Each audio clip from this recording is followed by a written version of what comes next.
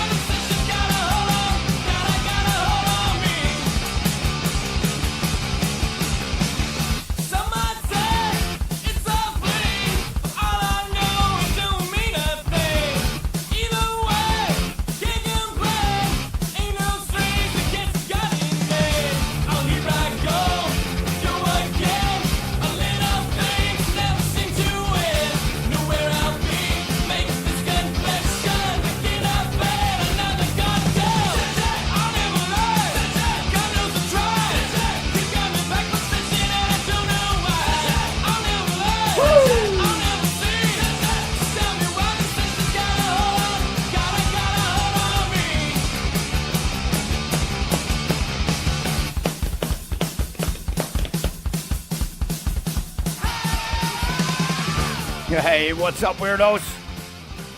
It's Mark Splude, and this is episode 133 of the Spludecast. Why am I still counting?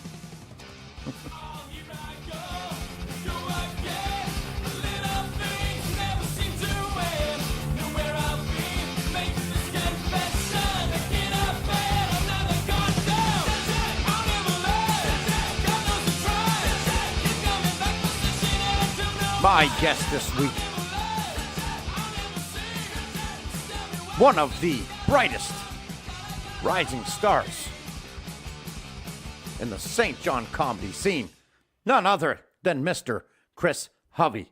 Yeah, it's Hovey, it's not Hovey. Make sure you fucking get it right. He's a little tender about it. See, now here comes that fucking echo again, T. All right? Can you hear it? Fuck, I gotta get some soundproofing in here just for me. Not even for you. For me. Fucking driving me crazy. Yeah, man. My good pal, Chris Hovey, came over to Splude Mountain Studios on Sunday morning on time. I'm looking at you, Ian Esty, Steve Fudge. It's a long list of people who are late. Now, Chris, not to be outdone by anybody, not only was he on time, he was 32 fucking minutes early. And I was still getting fucking dressed. I was naked when the man entered my home. And, you know, it's funny, man. I have a weird relationship with time. I pride myself on being punctual, not to hard times this week, unfortunately. But I pride myself on that. And I have a really good sense of, hey, if I leave my home, you know, right now, I think I'll arrive right on time. I don't like to be fucking early for anything, and I sure don't like to be late. I like to be right on fucking time. So when I plan a podcast for 9 a.m., you know, I'm expecting to be ready at 9 a.m., you know, or 5 after, 5 to, you know, something like that. Anyway, I was not prepared when Chris showed up. Nonetheless, would much rather have him early than late. I didn't give a shit, man. Just, man, this is a great fucking chat. With a great comic, a great conversationalist, just a damn good fucking guy, man. I could have spent 4 more hours talking to Chris easily. You know, he came here and we sat down before we fired it up. We talked for about 45 minutes. Might have been better than the actual podcast chat itself, but there might have been some stuff in there we didn't want on the air. At any rate, great chat, and then afterwards, you know, Chris stayed probably another hour after that, just shooting the shit until I realized I was late for hard times and had to get the fuck out of here. Anyway, huge thank you to Chris Hovey for coming on the show again. Really think you guys are going to enjoy this episode, this chat with Chris Hovey, which is coming up right after what's been going on with me lately. There you go. I snuck one in there for you. I got to keep the listeners happy, you know. Man, numbers continue to rise. Thank you. Huge shout out to all of my fucking listeners.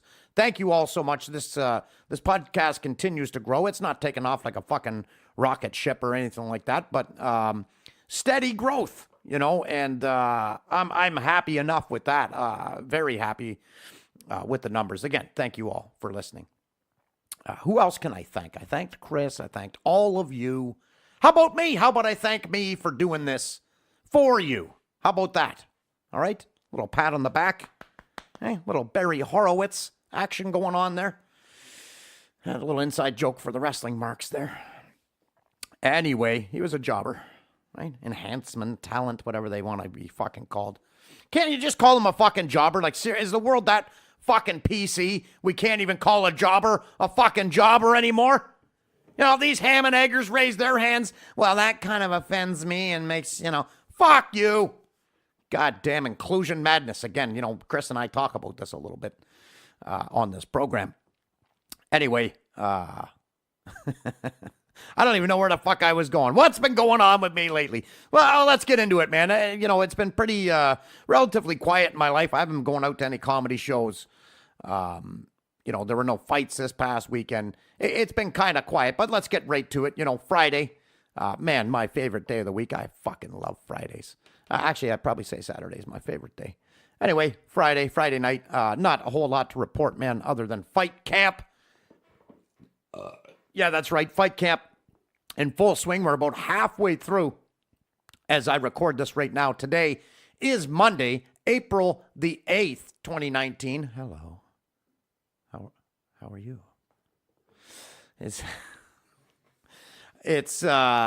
We're halfway through this fucking fight camp, man. And Friday night, I'll tell you, here's the weird fucking thing, man. When we started this camp, and if you listen episodically, you'll remember me talking about this. We had a fucking gang of training partners. We had Josh, Andrew, Connor, Calvin, Mark, fucking just a ton of people. Friday night, now we're down to fucking 2. We got Joe and we got Connor. These guys are here for every fucking session. Anyway, so it was pretty light, which means when that happens, right? The coach, Spludesy, he's got to fucking jump in there and get Nick some good work. And man, I'll tell you, my injuries have been fucking piling up too. Because the thing is, man, when I start, I go to the gym, you know, I'm going to coach. I don't decide whether or not I'm going to hop in until about halfway through. I haven't done my fucking warm-ups. I'm not doing the crazy exercises I'm putting these guys through to get ready to go to fucking war. You know, I'm coming into this shit dry. And, you know, the funny thing is, I've got the kind of face, I kind of got a Georges St. Pierre face. And if you don't know what that means, you know, anytime you watch Georges St. Pierre fight, he's only lost one round. You know, he only lost one round in his entire fucking career or something crazy stupid like that. Anyway, the point is he's won almost all of his fights. He's only lost 2. He avenged both of those losses, by the way. That's what makes him the fucking GOAT. I don't care about your arguments for Fader or fucking anybody else. I don't give a shit. John Jones is the only other GOAT that I will hear in that conversation. And I don't give a fuck about your asterisks on that one either. All right? But the point is, Georges St. Pierre, although he won every fight, after each fight, he looked like he lost the fight because his face marks up so easily. And I have that same kind of fucking face, man. And here I am now. It's healed up pretty good, but Friday night I got a couple cuts underneath my right eye. I got a big cut. I think this was, when did this one open? Yeah, I think this one opened up Friday too. I got a big cut on my left eyelid.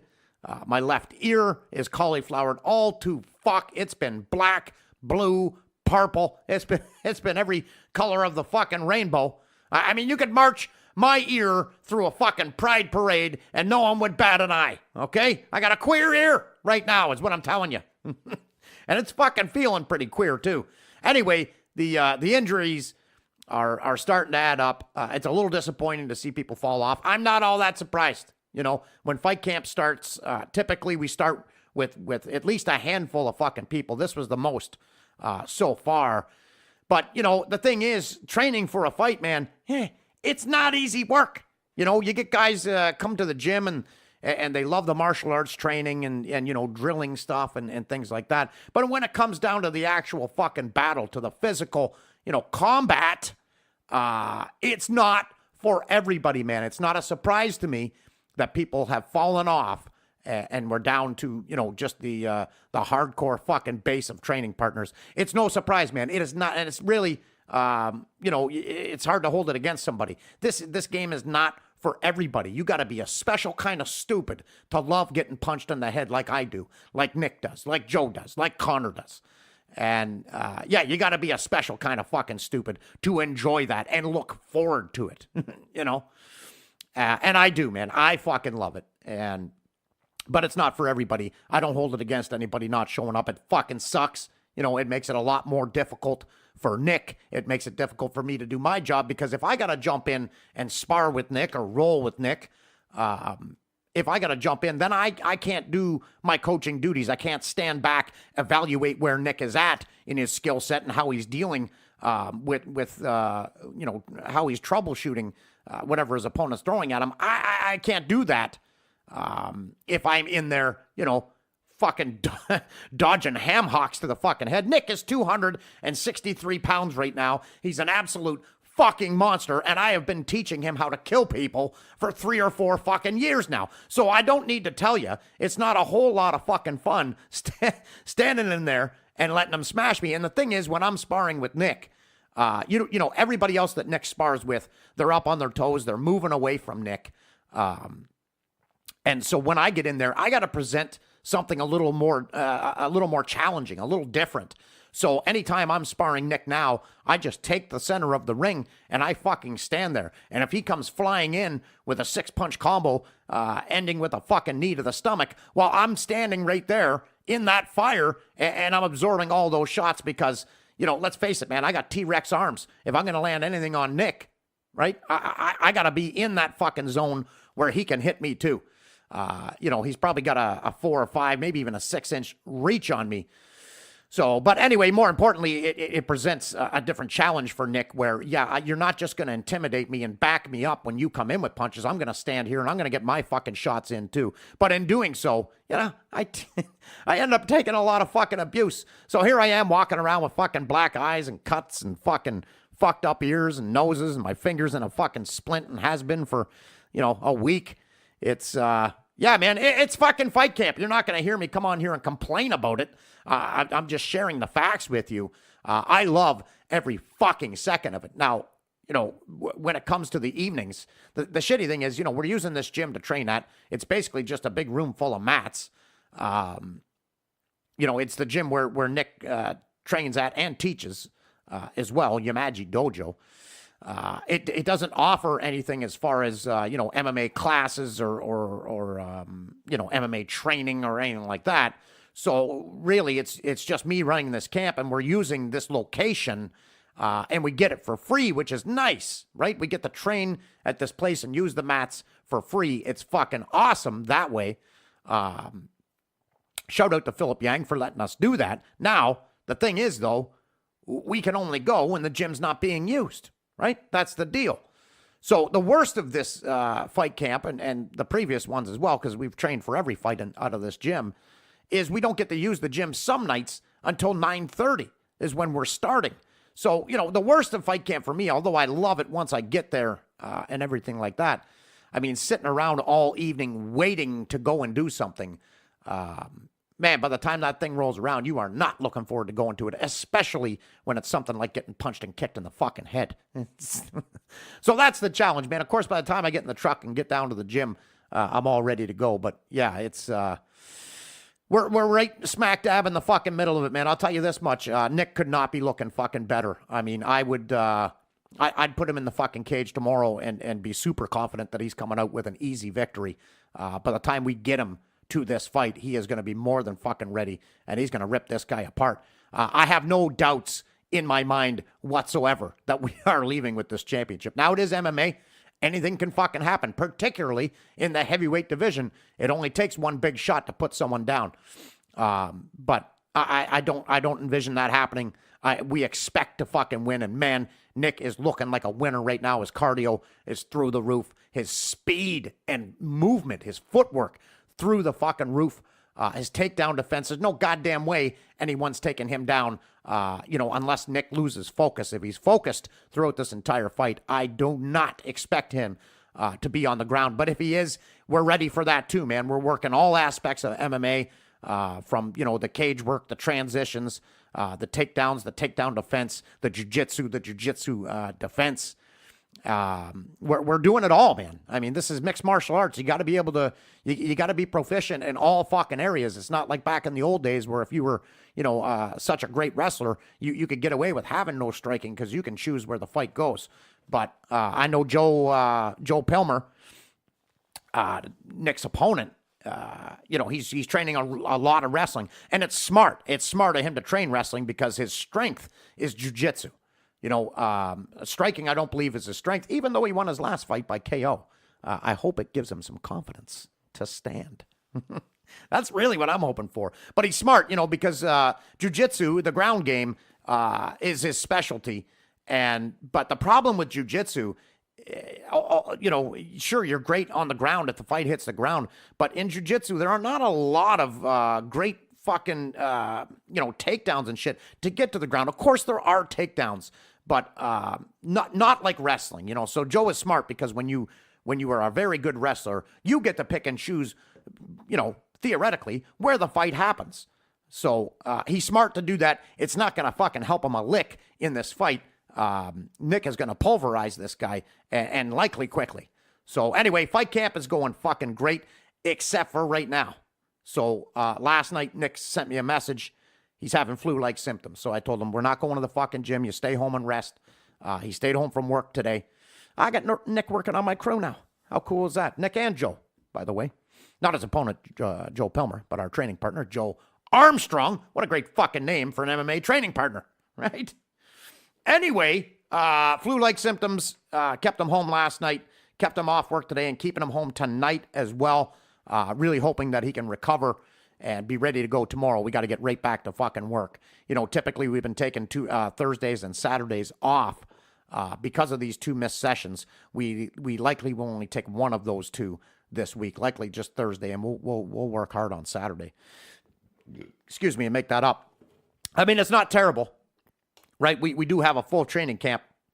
Nick is ready, and in all honesty, not only has he been, have I been putting him through the fucking paces at the gym every night, before we train, he's been lifting a lot too, and doing some cardio stuff on his own. So he's really been working his body pretty hard. So this couple days of rest, this is what happens, man, when you're in a fight camp. This is why you get flu-like symptoms, because you do not rest enough. And you can fucking preach it to an athlete all you want. We take days off, Thursdays and Saturdays, like I mentioned, and I tell Nick, nothing. You do nothing on these days. No active rest activities. None of that fucking shit. Okay? I want him to rest. But he's a fucking athlete, man. He's got a fight coming up. He's a younger guy. He feels good. So he thinks he can push through it. But this is what happens, man. That if you don't rest your body enough, you end up picking up a little bug, and you got a fucking speed bump in your training camp now. It's unfortunate, but this rest will do him good, and we'll get right fucking back at her, hopefully tomorrow night. Hopefully Nick bounces right back. He should, he's in great shape. He should rebound from this pretty quickly. Anyway, that's Fight Camp update, and that's your Friday update as well. Now, Saturday, hang on one sec here.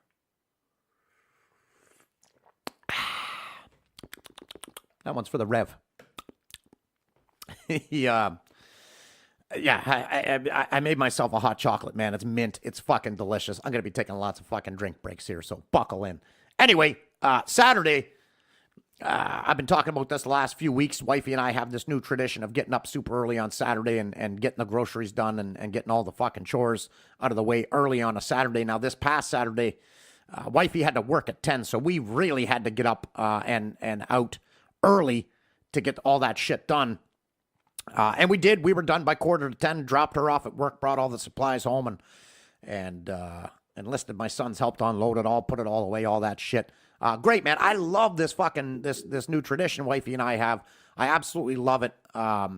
here's the thing. The reason we take Saturdays off on Fight Camp is for me, man. I don't want any obligations on a fucking Saturday. I'm not working on a fucking Saturday. I'm not training on a Saturday. Saturday is my fucking day, man. You got to have one goddamn day a week to yourself, and that's my fucking day, Saturday. So I love it, man. I love it that we have this new tradition now. I wake up in such a great mood. 7:15, I think, is when we got up this week. Right up and got ready and out the fucking door, laughing and joking the whole fucking time. It's just, man, it's just a way to stay close, because for the longest time, I hate grocery shopping, man. I don't like it. I hate being around fucking people, but I love being around my wife, man. And this is, it's a nice thing we're doing. The funny thing is, man, I don't know what it is about this house, but ever since we've moved to this house, wifey and I have got a lot closer. We spend way more fucking time together. Yeah, man, Chris and I actually talked quite a bit about this in the body of the show. So, I'll just drop it there, but I had a great fucking time with the wife. Like I said, dropped her off at work, carried on with my day. I can't even tell you what I did Saturday afterwards. What the fuck did I do? Did I do anything? I don't know. I did some chores and stuff, man. I had some outside chores I had to fucking do, at the new house here. I didn't work on any comedy. I didn't work on any Fight Camp stuff. I had a nap, which was nice. I had about a 40-minute nap on Saturday. I really can't fucking remember what I got myself into on Saturday. At any rate,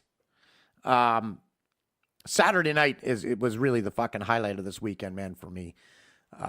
Chaos had a couple friends sleep over on Friday, and we told them, no double sleepover, man. One sleepover a week is enough. And we're trying to get him, as wifey and I are spending more and more time together, we're trying to get him involved in that as well, and he's 15, man. He's got his own deal going on, but it's still important to spend that family time. We have all our meals together on the weekends, sat at the table. That rarely happens during the week. Sometimes it does. But we always have meals together on the weekends, and we try to get him more involved. So we got him convinced to play this fucking board game with us. Now, here's the fucking coolest thing. So wifey did some fucking deal on Amazon, whatever. She's got points, free money. I don't know. She had some free Amazon bucks, and she bought this board game. And this board game, what it is it's an escape room board game. And if you guys don't know what an escape room is, it's fucking really big right now, especially in this area. You pay your $20, you bring a bunch of your friends or family or whatever, and you get locked into this room, and you got to find a way out of it. You got an hour, and there's all these clues, there's puzzles, you figure out combinations and puzzles, and it's pretty intricate, man, and it's a hell of a lot of fun. And, the three of us, my family, we've gone out to many of these rooms. We've probably done, somewhere between 8 and 10 physical rooms, and we absolutely fucking love it. So wifey sees this escape room, at home fucking board game deal, and buys it with her free Amazon bucks. And that's what we played on Saturday night. Now, it's kind of cool. You can't even open the box until you're ready to play. And it's a one use only, and you throw this thing away, because a lot of items, you're folding them, you're cutting them. It's one use, man. And they're $20, But I got to tell you, for $20 fucking dollars, we had about 2.5 to 3 hours of fucking entertainment for the three of us. Pretty goddamn good value, if you ask me. And in fact, I've sent wifey back to the website to buy a handful more, because the three of us had just a fucking blast together, figuring out this escape room fucking board game. Really well done. These things are really cool. I enjoyed every second of it. I think we clocked out. It said it should take you between an hour and 2 hours to complete this thing. It took us an hour and 54 minutes. Now, we did pause a few times. We got up to use the bathroom, drinks, and, a couple snacks here and there, and somebody got a phone call. So that was not the accurate time. Now, see, when you go into these, when you go into the escape rooms, the physical ones at these locations, we always go to Breakout St. John, great fucking place. Anyway, you have 1 hour, man, and it's fucking panic time, right? You've paid your money, you have 1 hour, and you start sweating immediately. Like it's, the race is on. I was a little more relaxed at home, which was, it kind of enhanced the experience a little, because you knew you were in no rush. You still had to solve all these to finish. But, man, it was just one of the best nights I've had in recent memory. Just fucking fantastic, man. The boy was very engaged. He had a ball. The first thing he said when it was done is, we got to get more of those and do that more often. And so fucking cool, man. It was just such a great Saturday night. I think we finished around 11:30 or something. The boy went his way. Wifey and I went our way. And, man, just a great fucking Saturday, man. Anyway, if you've never tried an escape room, I highly recommend it. If you've never tried these board games, I also highly recommend it. It's funny, you know, my friend and friend of this show, Marcel Richard, you know, my comic buddy in Moncton there, he, you know, of course, he listens to the show episodically, and he heard me, you know, talk about playing cards with the boy and shit like that, and how, you know, how much I love playing cards. And he reached out to me and said, hey, have you tried this game and whatever? And Sunday, he sent me a message asking me, hey, did you try that game I told you about? I said, no, you know, I didn't, but actually we tried this fucking escape room game, and, you know, gave him the 411 on it all. And he's like, yeah, man, you know, my girlfriend and I, we've played a fucking handful of these already, made by the same company or whatever.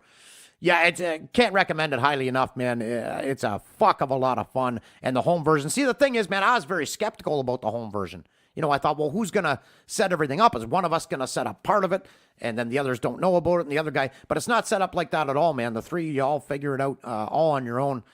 Really cool, man. Really dig it. I was skeptical going in, but they fucking nailed it, man. It's just a hell of a lot of fun. I probably sound like a fucking... You guys probably all think I'm a fucking nerd sitting in playing goddamn board games on a Saturday night. I don't give a fuck, man. That, you know, the most important thing in my life are the two people that live under this fucking roof, you know? You know, my daughter, Chelsea, she falls in that category too. But, you know, all I fucking care about is my own happiness and the happiness of the members of my immediate fucking family. So I don't give a shit. You go ahead and fucking judge me, motherfucker. Anyway, there's Saturday out of the fucking way. What am I into here? 27 fucking minutes. Jesus Christ. All right, Sunday, no surprise, right? Sunday morning, woke up, podcast with Chris Hovey. Fucking great time, man. Like I said, I could have hung out with Chris all goddamn day. But the funny thing is, as we were shooting the shit after the recording, you know, of course, I turned my ringer off, and I heard it buzz a few times, you know, text or whatever. It's pretty typical. My boss will text me on the fucking weekend if he's out and about and he sees something, you know, fucky. He'll send me a picture and you know, create a work order for it and all that bullshit. So anyway, I didn't figure it was an emergency, but then I heard it buzzing. Someone's calling me, so I picked it up and looked, and it's it's my good friend Matt Copeland, creator, writer, and star of Hard Times. He was calling me, asking me where the fuck I was. They were filming, and they were waiting for me, and I was late, and I am never late, except for last week to Hard Times and this week. But it's rare, man. It's very rare, but I was fucking late. Now, here's the thing. I don't think I was panicking about it too much because I knew I wasn't actually needed on set. You know, I wasn't going to be on camera. I didn't have to get ready or get into, you know, the costume or anything like that. They just needed my truck for the fucking storyline, right? My truck's going to get famous in this movie, just like my Jeep Patriot did, and it actually helped me to fucking sell it, believe it or not. Anyway, they only needed my truck. I got there pretty fucking swiftly, 160 kilometers per hour, the entire fucking drive on the highway into filming. Thank Christ I didn't get pulled over, because I literally right now, quite literally, in my pocket, I already have a speeding ticket that is due on the 23rd of this month. Fuck, I was supposed to pay this today. For $172.50 for a speeding ticket that I got on my way to Nick's last fight back in January, where I was caught doing 160 in a 110 zone. Cop cut me a break, gave me the $172.50. I'll fucking take it and pay it with a smile, because it sure could have been a lot worse. But anyway, I sure don't need another speeding ticket when I still have an active one literally in my pocket right now. So, yeah, I made it there, man. Had a fucking blast hanging out with the boys, man. You know, I say this every week. This is my favorite thing about filming Hard Times, is hanging out with the fucking boys. Adam Landry, Jim Hovey, not Hovey. He's a Hovey, spelled the same. Very confusing. Jim Hovey, Adam Landry, Matt Copeland, Sarah Copeland, Jeremy Irving, even Sabrina Harnish was actually on set. I didn't even know she was in the fucking movie. Great to see Sabrina. I don't think I've seen Sabrina. Man, I think it might be 2 fucking years since I've seen Sabrina. It was nice to see her. Nice to get a fucking hug out of her. And she did a great job from what I saw of her acting on Sunday. She did a terrific job. Was there anyone else there? I'm probably fucking forgetting people. God damn it. I hate to do that, you know. Oh, Ian Estey, of course, my guest on the show last week. Ian was there as Chuck Fucoffington. Anyway, I was only needed for, you know, just a couple hours, and I came home. Wifey was out somewhere when I came home. Went downstairs to talk to my boy, right? Get this. This was fucking beautiful. I go downstairs, and immediately the boy engages me in conversation. A lot of times if I go downstairs, he's on the video game, and he's, you know, one fucking syllable grunt answers. But he was, you know, feeling very conversational. It was fucking great. Talked to him for like 15 minutes.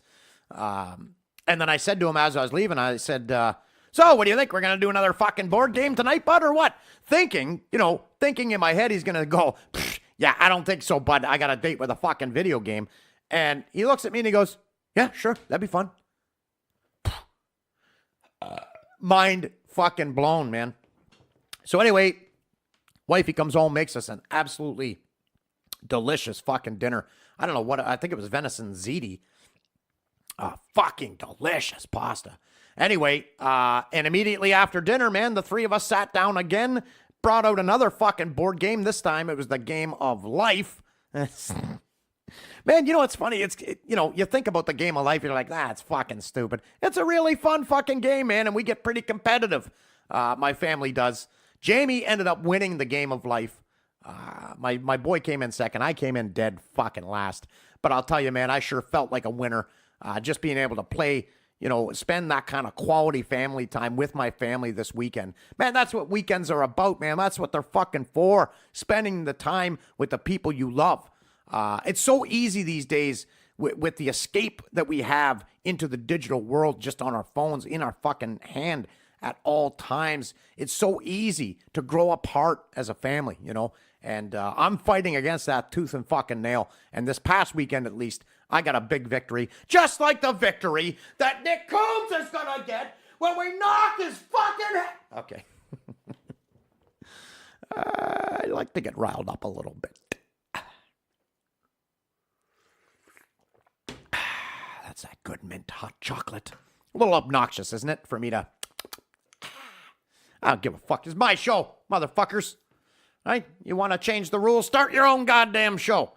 Speaking of changing the rules. Okay, listen, I got to get to this. I got to get to a few more things. Fucking buckle in, okay? This could be a long one.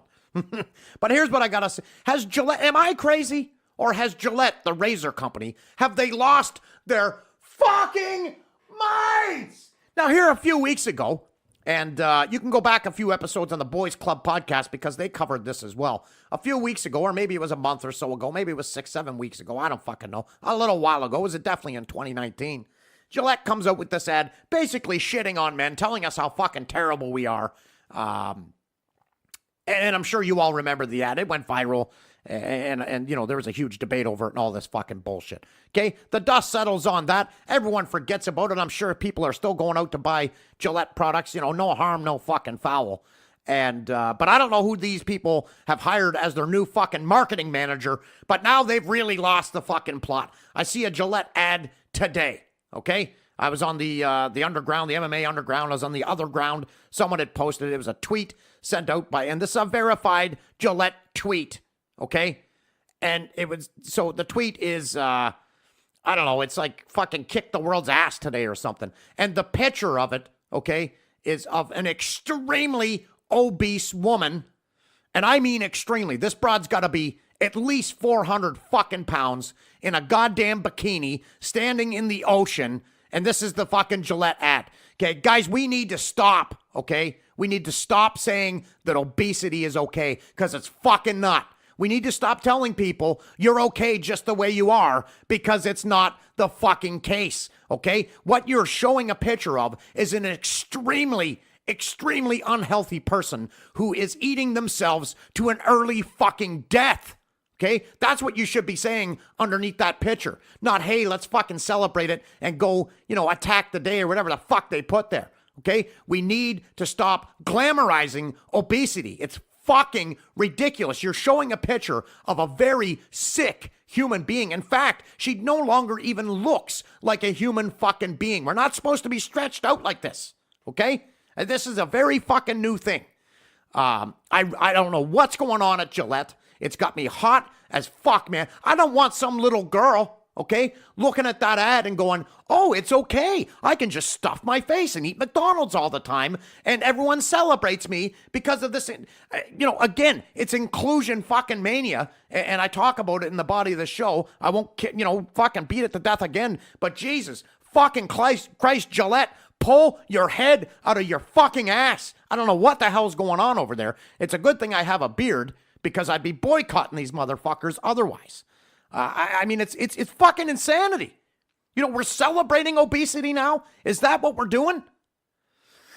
Holy fuck, man. Bill Burr needs another fucking special, okay? And I hope he touches on this kind of fucking bullshit. God damn it. I mean, just look it up for yourselves, man. Go to Gillette on Twitter and look at the size of this woman that we're celebrating. No, I refuse it, okay? Man, the world's got so fucking crazy, and it's got me all hot and bothered up here on Splude Mountain. It's not cool, man. It is not fucking cool. That is not healthy, and we should not be promoting that as a healthy fucking lifestyle. That shit needs to fucking end. Gillette, let's just worry about the best a man can get, because I'll tell you right now, if that's the best a man can get, I might be jumping fucking teams if that's the best a man can get. But if we don't curb this right now, in the future, that could be the best a man can get. And that's fucking horrifying. Anyway, there's my rant. Yeah, I'm fat shaming. I am. Shame on you. Put the fucking fork down. Shame on you. Man, Jesus, are you not invested in your own fucking health?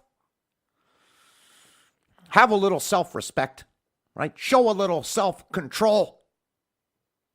Everybody knows what they should be fucking eating to be healthy, right? It's no fucking secret. You don't have to go on Google and ask, well, what would a healthy diet look like? You know what it looks like, man. It's real food, whole food. Is it an animal? Is it a plant? It's not? Well, then it's not real food. End of fucking story. If it's been processed in any way, it is not a real fucking food, okay? I'll even put dairy in the real food, all right? Let's drop dairy in there. But again, that's the same deal. It came out of an animal.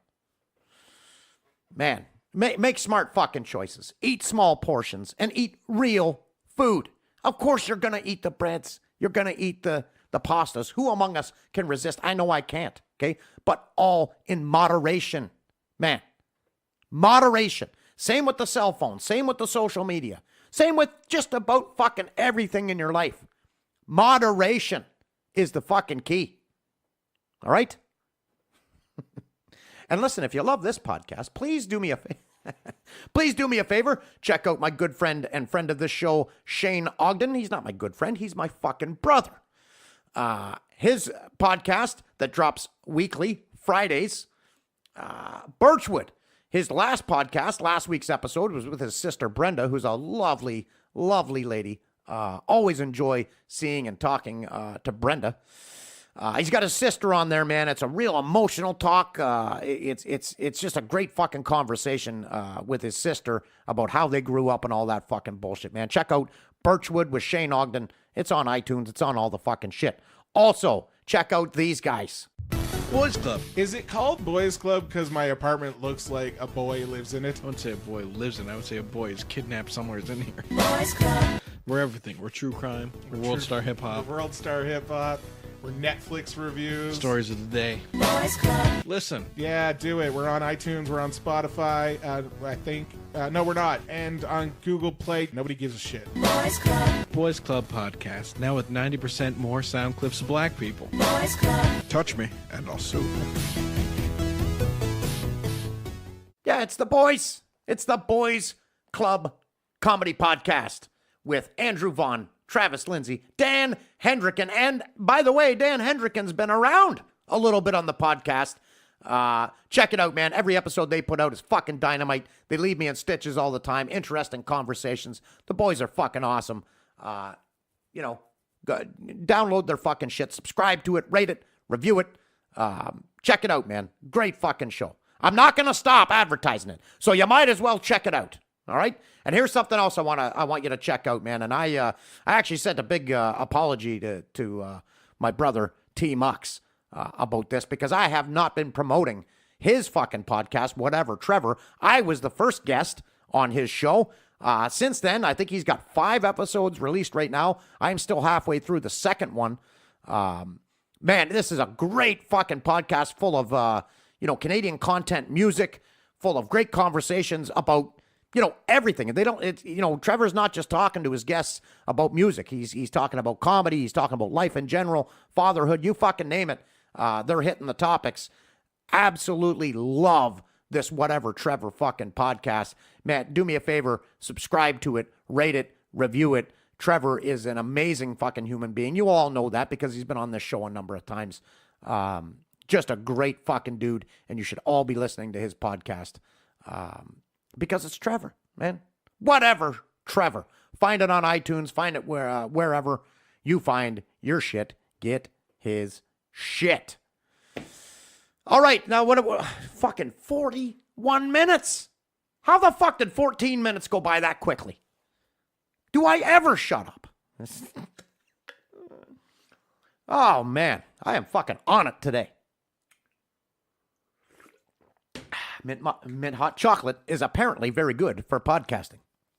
There's a little tip for you podcasters out there. Not going to help all of you. I'll be honest. It's not going to help all of you.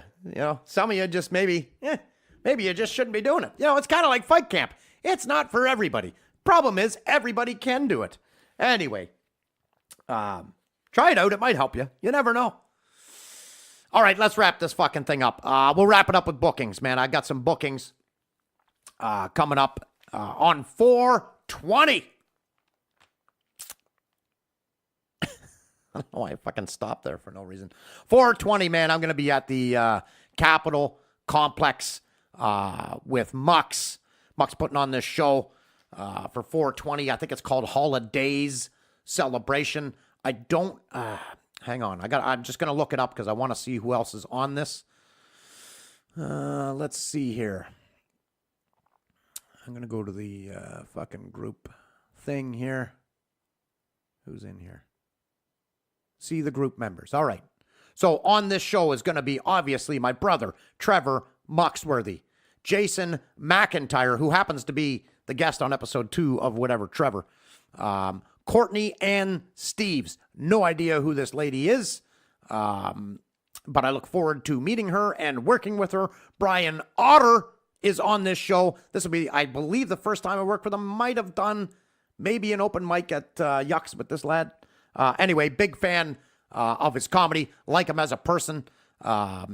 Really looking forward to working this show with Otter. We certainly haven't done a paid show together. That's for damn sure. Looking forward to it. I'm closing this show out. Really looking forward to it, man. I thought this was downstairs in the Capitol. It's not. It's actually in Wilzer's room. This will be my first trip back to that room since July of 2016, when I had to leave the stage or I was going to fucking throttle, like literally physically throttle an audience member there. And anyway, this is going to be my big triumphant return to Wilzer's room. Who gives a fuck? I mean, I've been avoiding that room because I've heard a lot that it's gone to, it's been lost to the social justice. I hope that's not the case. If it is, I'm likely going to fucking bomb. Listen, man, I got no fucking fear. I've walked onto that stage and fucking murdered more times than not. I had a bad experience the last time. I'm finally going to get a chance to get that bad taste out of my mouth with Wilzer's room on 4/20. Couldn't happen on a better day or with better fucking people. Huge thank you to Trevor Muxworthy for setting up this show and booking me. Greatly appreciate it. Cannot fucking wait for that one. What else we got here? By the way, it's 4/20. Anybody that's listened for a long time knows that, I'm a cannabis connoisseur. but I have rarely taken it to the stage. In fact, I think I've only done it 3 times, maybe 4. Maybe 4. This is 420, man. I'm closing out the show. I understand that there's a lot of pressure on me, that, you know, it's a bigger responsibility. I don't give a fuck. I'm getting stoned out of my mind for this show. It's going to be a real 420 show. I would not be a real motherfucker if I didn't, right? And you all know that I am all right. I'm getting fucking high for this show. And I hope you all come out, all you people in Fredericton, come out and check me out. And you better be fucking high as a kite, too. We're going to have a damn good time there. 420. Next up, I have May 10th at the Rosse Legion. This is part of the Best of New Brunswick tour that Shane Ogden is putting together here. This is the first date of that tour. Excuse me, we only have 2. I think we only have 2 booked right now. But that is the first leg of that journey. May 10th, Rosse Legion. That is going to be myself, Shane Ogden. The guest this week on this show, Chris Hovey, and I believe it's going to be Glenn K. Amo. If it's not Glenn K. Amo, it's going to be Matt Richardson. I'm just not sure how that one shakes out. Anyway, really looking forward to that. Never performed in that venue before. Legions are typically old people, and I love that kind of fucking crowd. I love a mix of old people with some middle age, you know, a couple of young people. I love that type of fucking crowd. Really, really looking forward to that show. I assume that Shane is probably going to close out that show. Not entirely sure. I don't give a fuck. I'm just really looking forward to that. I mean, these are all guys that I'm looking forward to working with, which is, you know, where I'm at with my comedy, quote unquote, career. That's all I give a fuck about, man. Can I make some money? And do I like everybody on the bill? Great. Sign me up. Let's have a good goddamn time. Whether it's Matt or Glenn, I have a much stronger relationship with Matt Richardson. But I like Glenn K. Amo, and I look forward to working with him. I don't think... Yeah, we must have shared a stage before. Oh, yeah, we did. Yeah, we did. He was on the show that I fucking bombed in. Here we are talking about all my bombs this week. Nice. When I bombed in PEI, I believe Glenn was on that show. Fuck, that one was a heartbreaker, man. For more on that, man, go back and listen to the very first Hammered cast of this show. I think it was somewhere around episode 29 or 30, somewhere around that. RF and John and I did a podcast after that show.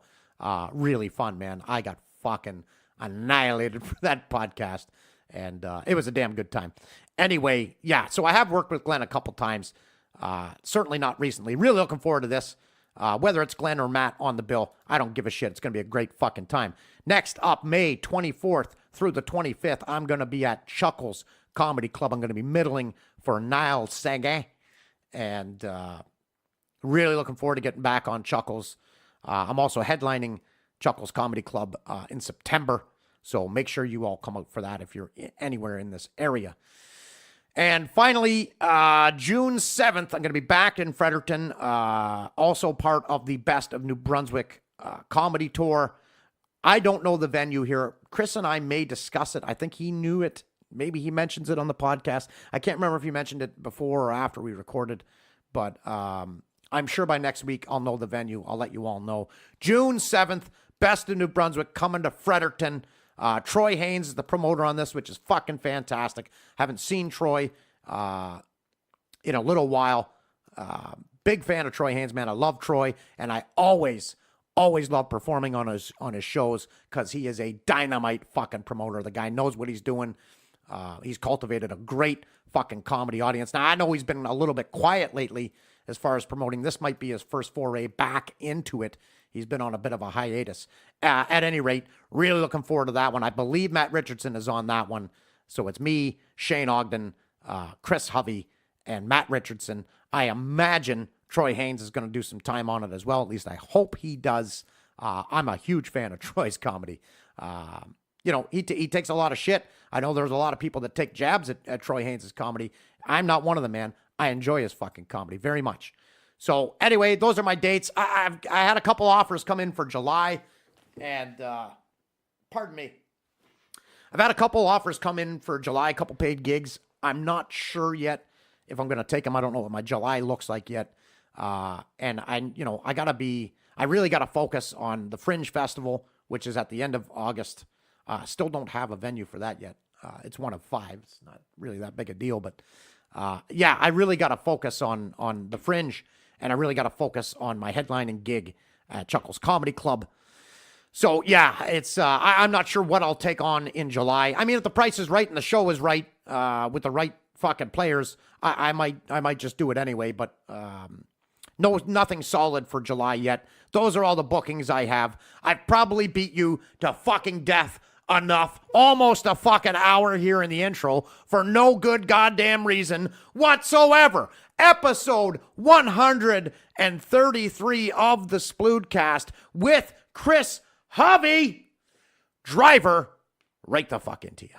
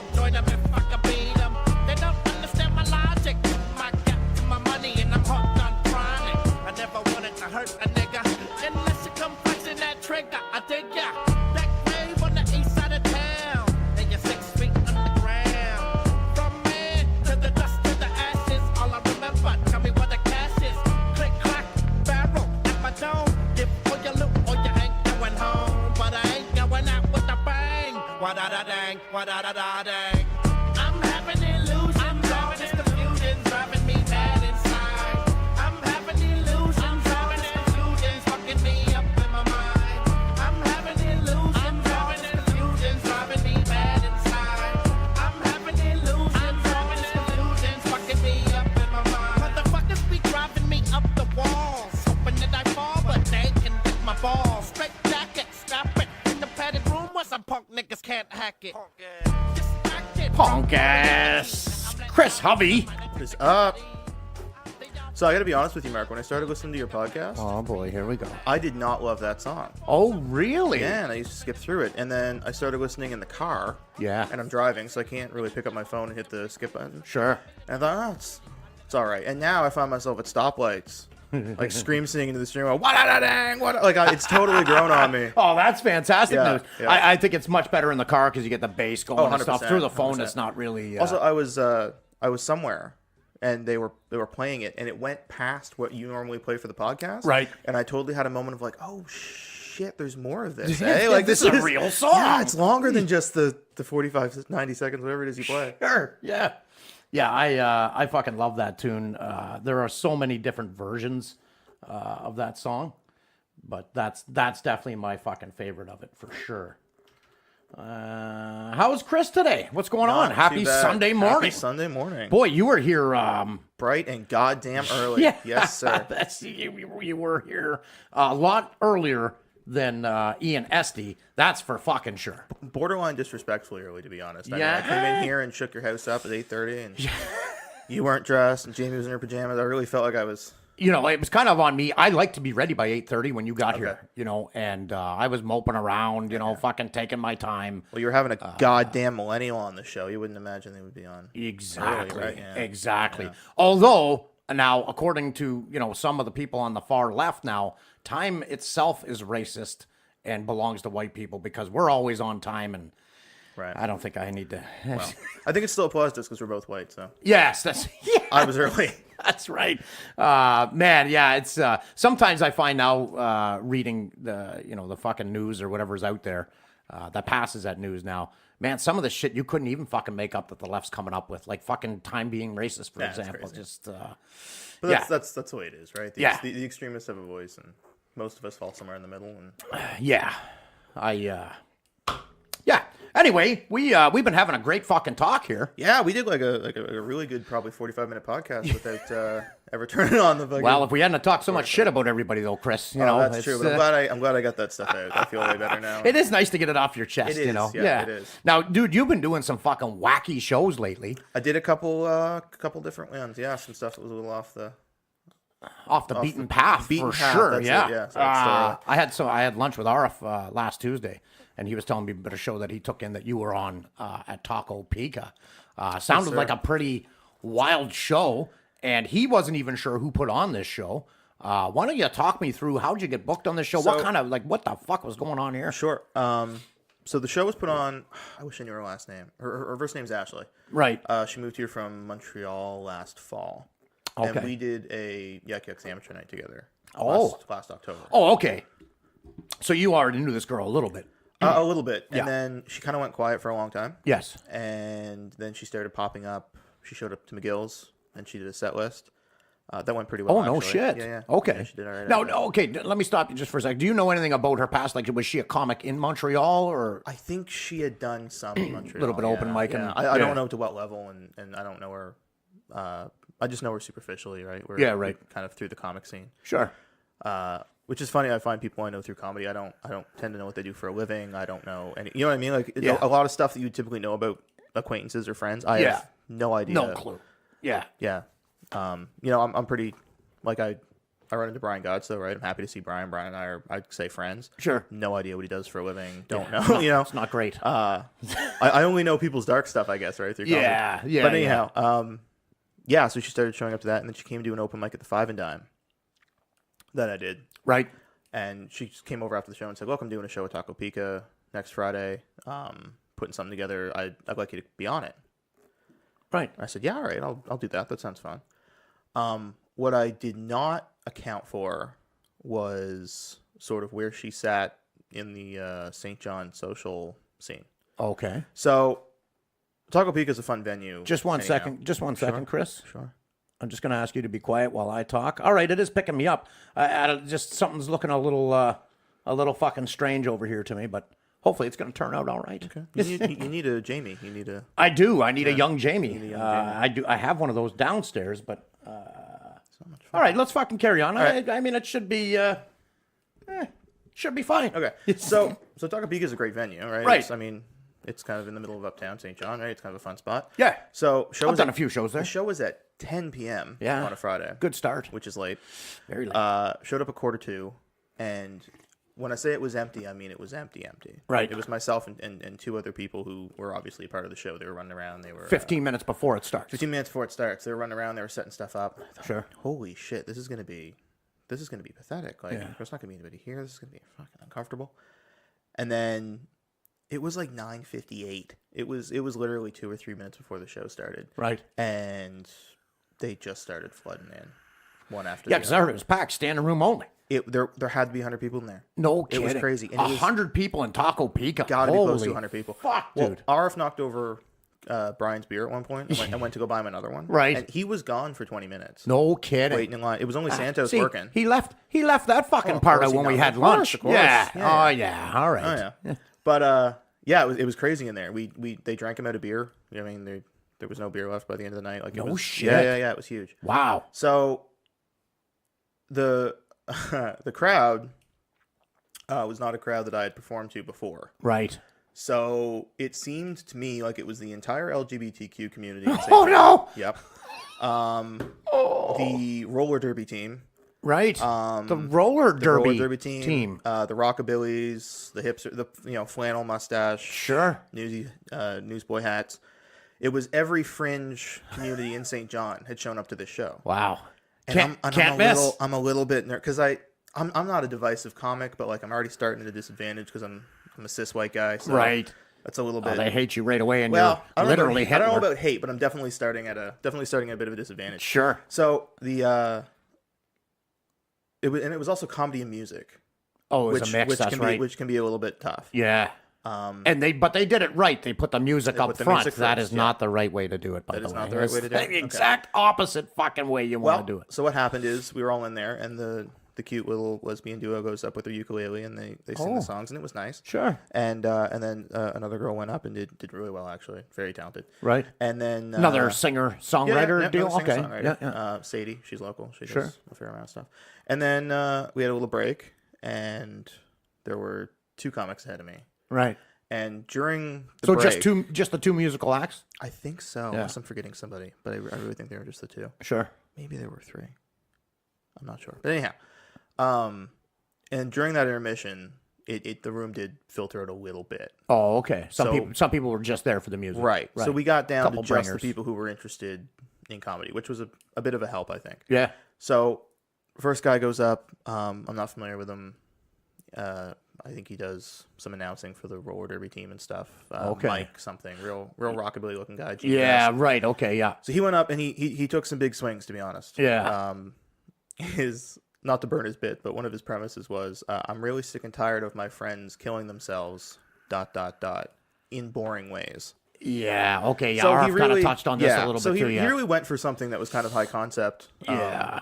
And in that room, it didn't play super well. Well, But in that community, the suicide rates are pretty high. So sure. So maybe not the crowd. right?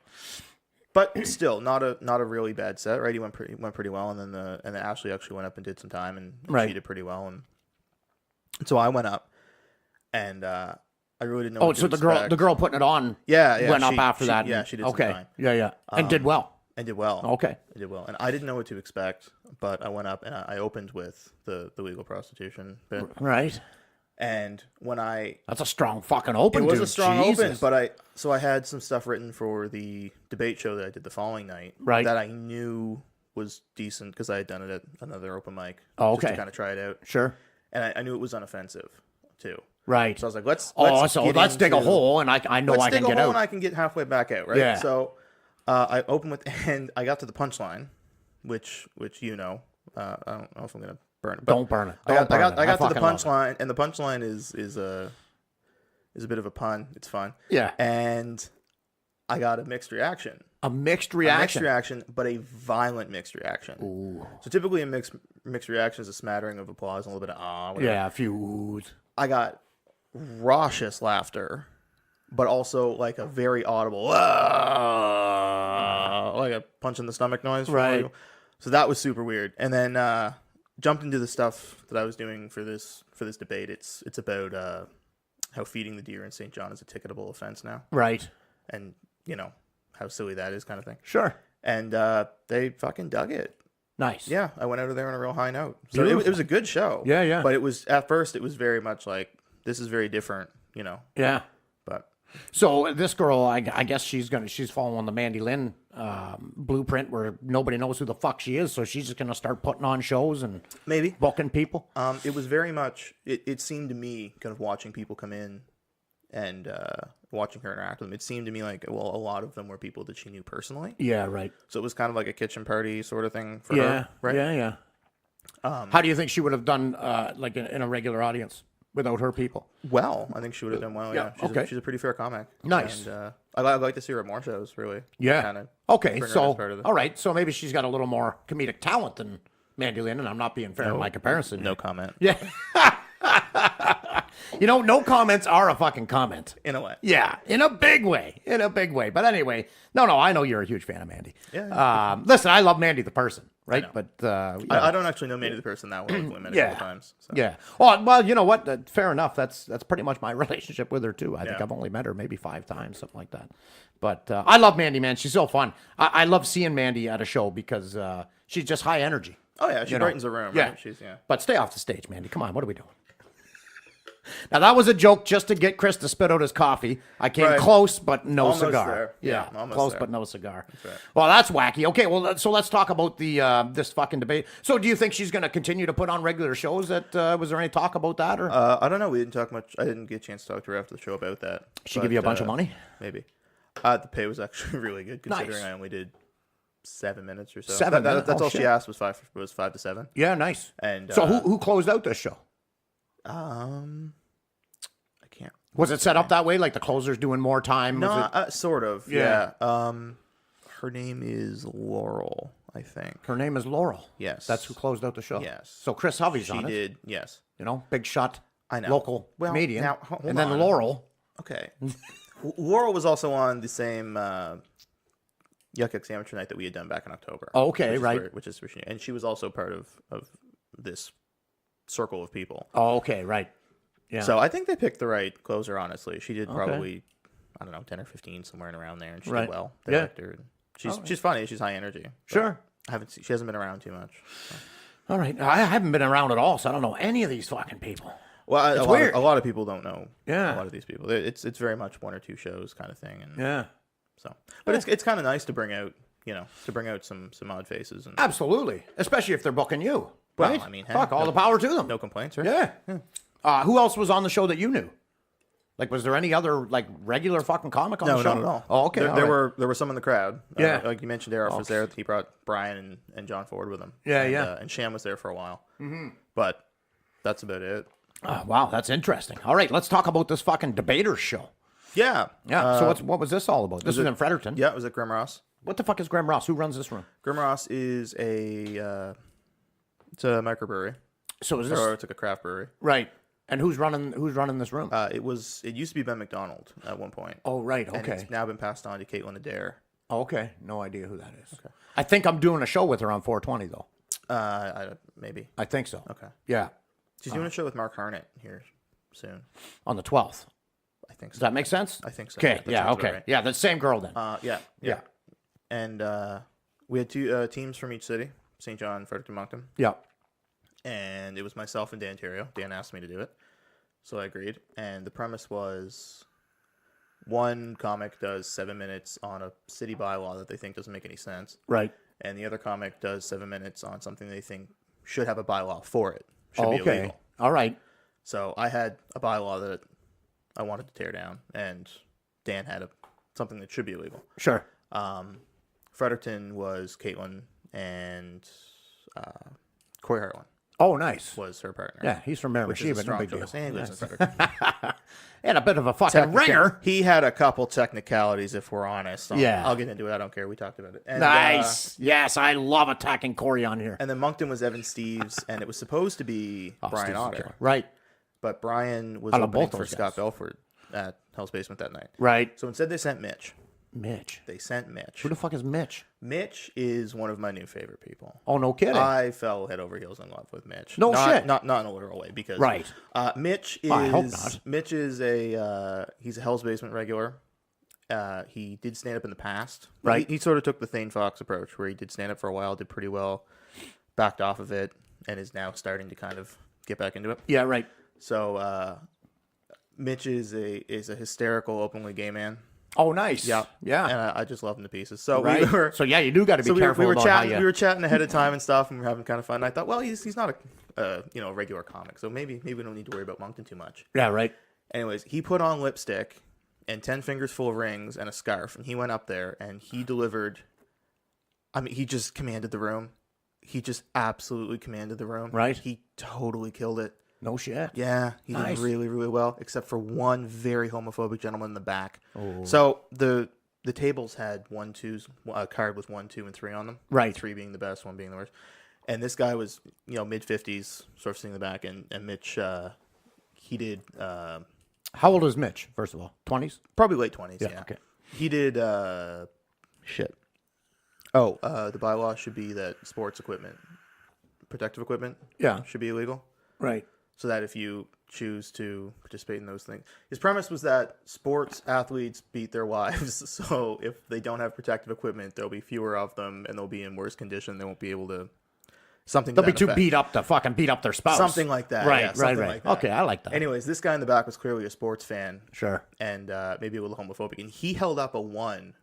I mean, until the next person took the stage. Come on. Just He- sat there with the one just in the sat air. there with the one in the What air an for a long asshole. time. Jesus Christ. Making your point, bud. Good Right. for you. So, point being, Moncton did well. yeah. Moncton did really well. A lot of right. 2s and 3s. Sure. Corey went up. Corey got a perfect score. No kidding. He did, but Corey did something a little slippery. Oh, what did Corey Which do? is I mean, it's Cheating. It's, He's cheating, is he? Well, it was fair, right. technically. Okay. But I'll be the judge of that. He had been working on some material on Fredericton intersections for a while now. Okay. Excuse me. And his bylaw that he wanted to create for something that should be illegal was that civil engineering students should not be allowed to contribute to the city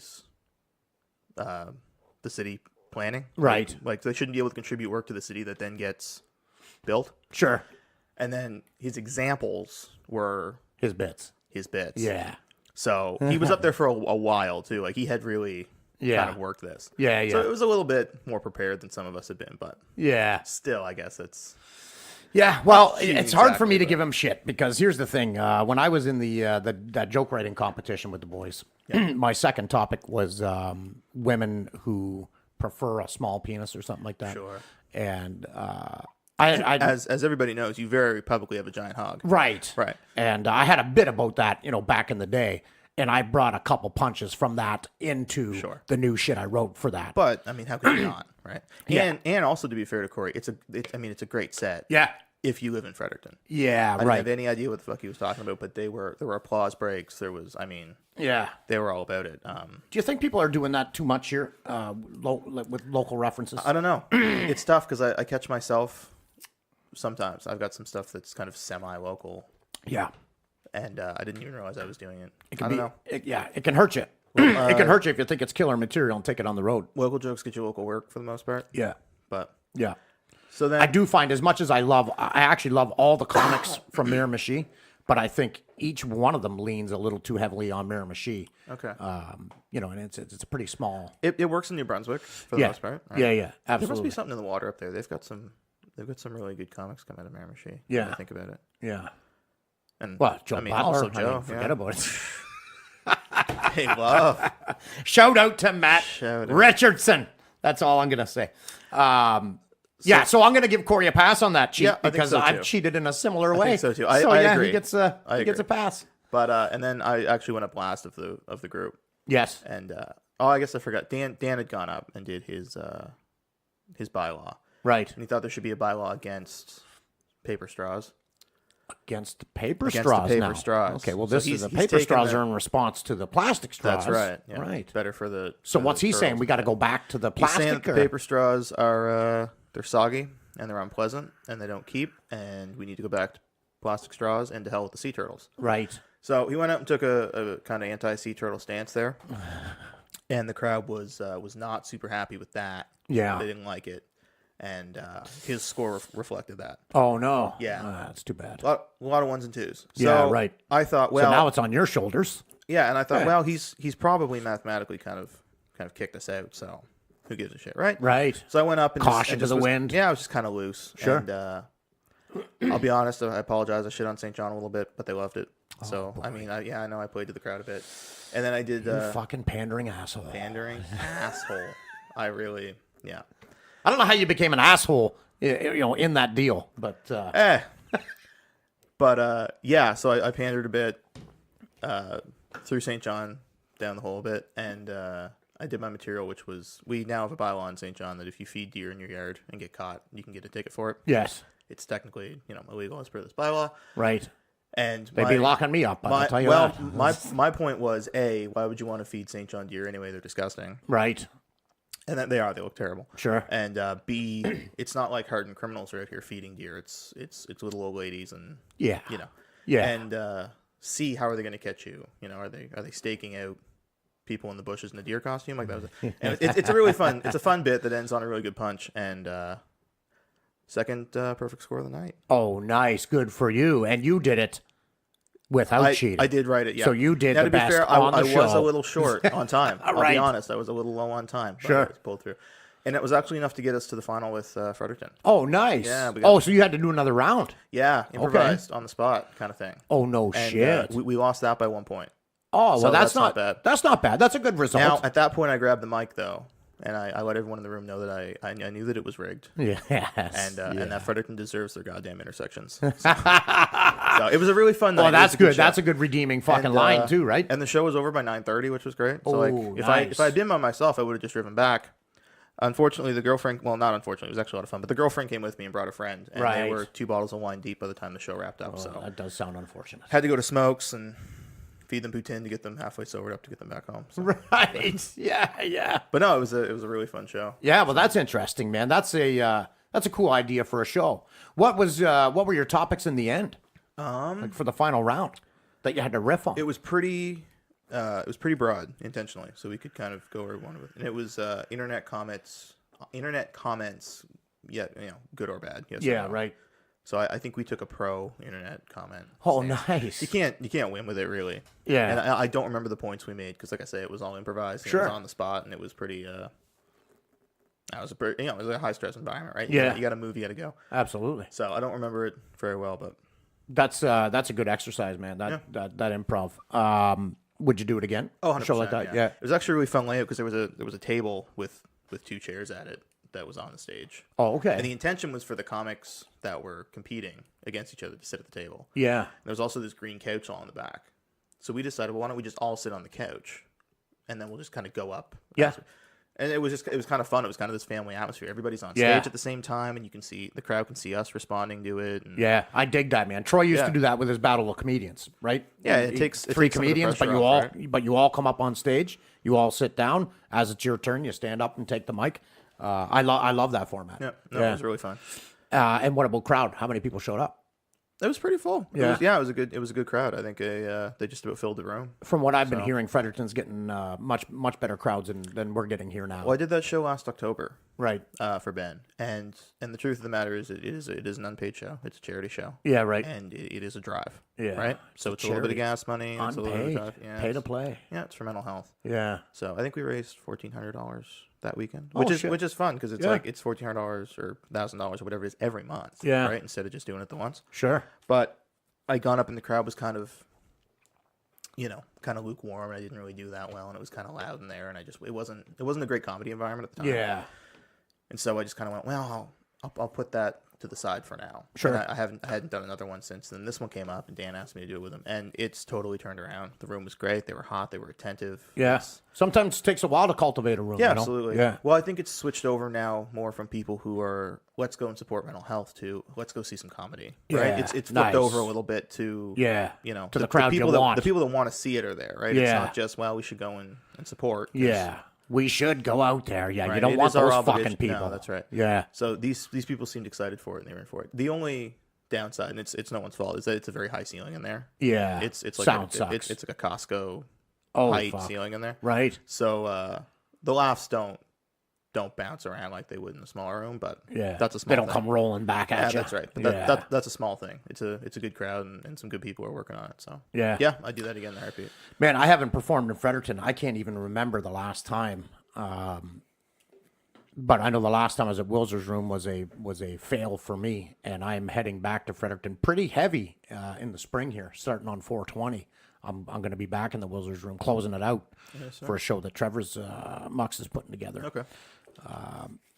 Yeah, but I hear it. They switch it all around too. Now the stage is at the back where it was originally. Oh, really? Yeah. You haven't been to Wilser's I in a haven't while? been up in a while. How come? No. I don't know. Yeah. I just haven't thought to put it into my rotation. How have your experiences been? Your most recent visits to Wilser's Room. How have they gone? What are the crowds like? Solid. So it has been a while.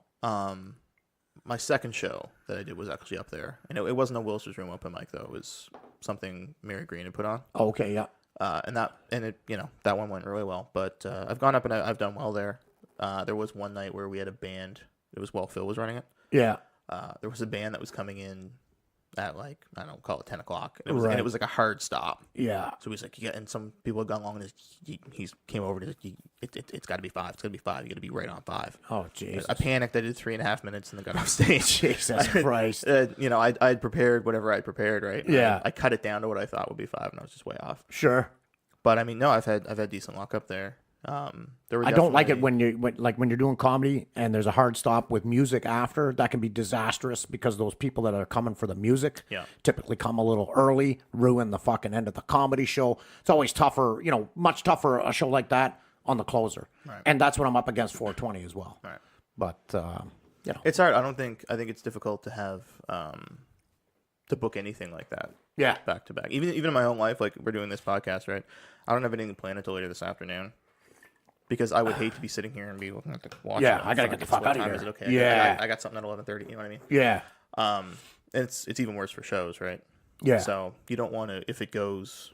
You want someone who's hot to be able to do an extra few minutes if they want to. Absolutely. Right? You want the show to be able to breathe a little bit. It's hard to Yeah. It's hard to have them kind of back to back. But no, I like to do Wilsters. The issue is, I've been working a lot, and I'm working Fridays now. Yeah. Which I was doing 410s before. Oh yeah, And so then now it's with- easy because that's the end of your week. Of course. Yeah. With this rebuild, I've been doing 5 and 6 10s. So Fridays are now an important Jesus. day. Holy fuck. Yeah. It's been a long haul. It's hard to get motivated, man, to fucking, drive a 2-hour round trip for no money, right? Well, and with comics, you never get back when you're supposed to. Yeah, never. Because okay, well, it's the show's at 8, so we leave here at 7 or 6:30 or whatever, and we get there, and then we'll do the show, and the show will be over by 10, and we'll be home by 11. Yeah. But you're not, because the show isn't over at 10; it's over at 10:20. Yeah. And then you Hang gotta say out. hi to everybody, and you Yeah. want to have a beer, and you gotta talk to and the next thing you know, you're leaving. It's 11:30. Yeah. And you're driving home, and Yeah, and usually when my experience has been just like that, but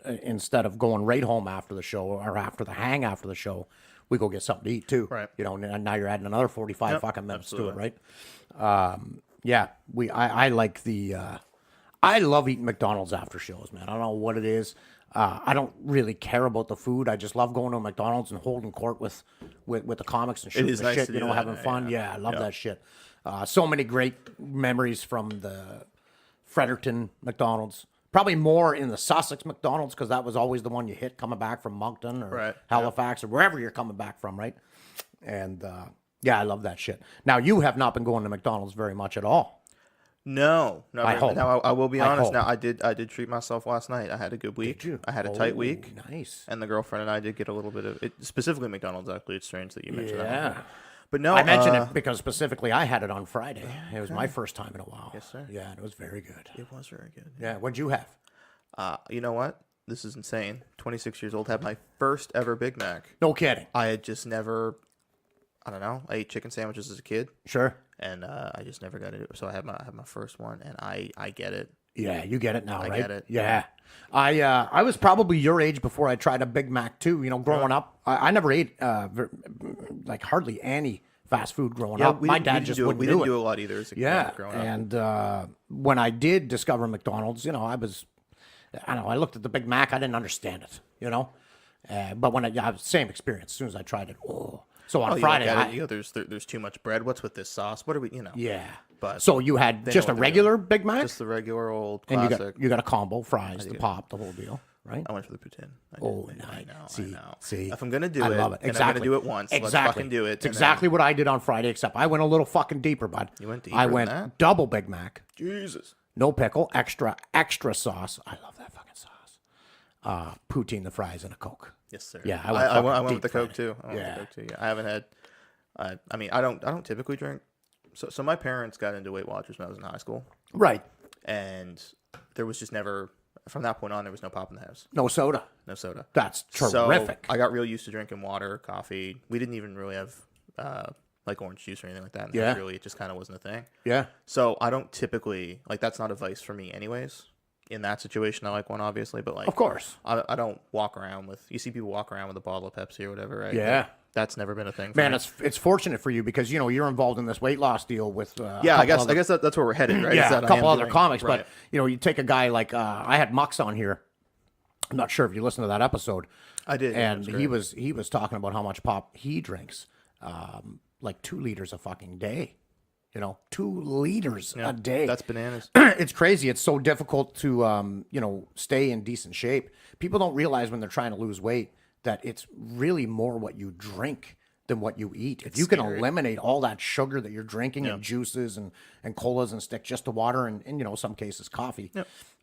It's usually black. I Huge difference. I drink a Tim's with a cream in it, but Yeah. usually I just drink it black. I find actually knowing that now you're kind of at a disadvantage because that's a big thing you could cut out to get big Well, gains. I was about to say that if I drank 2 liters a day and I stopped, Yeah. I would have dropped weight like crazy. Oh, yeah. Same as you look at people who smoke, right? And they go, "Gee, I stopped buying a pack of cigarettes today, and now I have an extra $80 a week." yeah, imagine that. And you go, "Well, fuck, that'd be nice, but Yeah. I don't."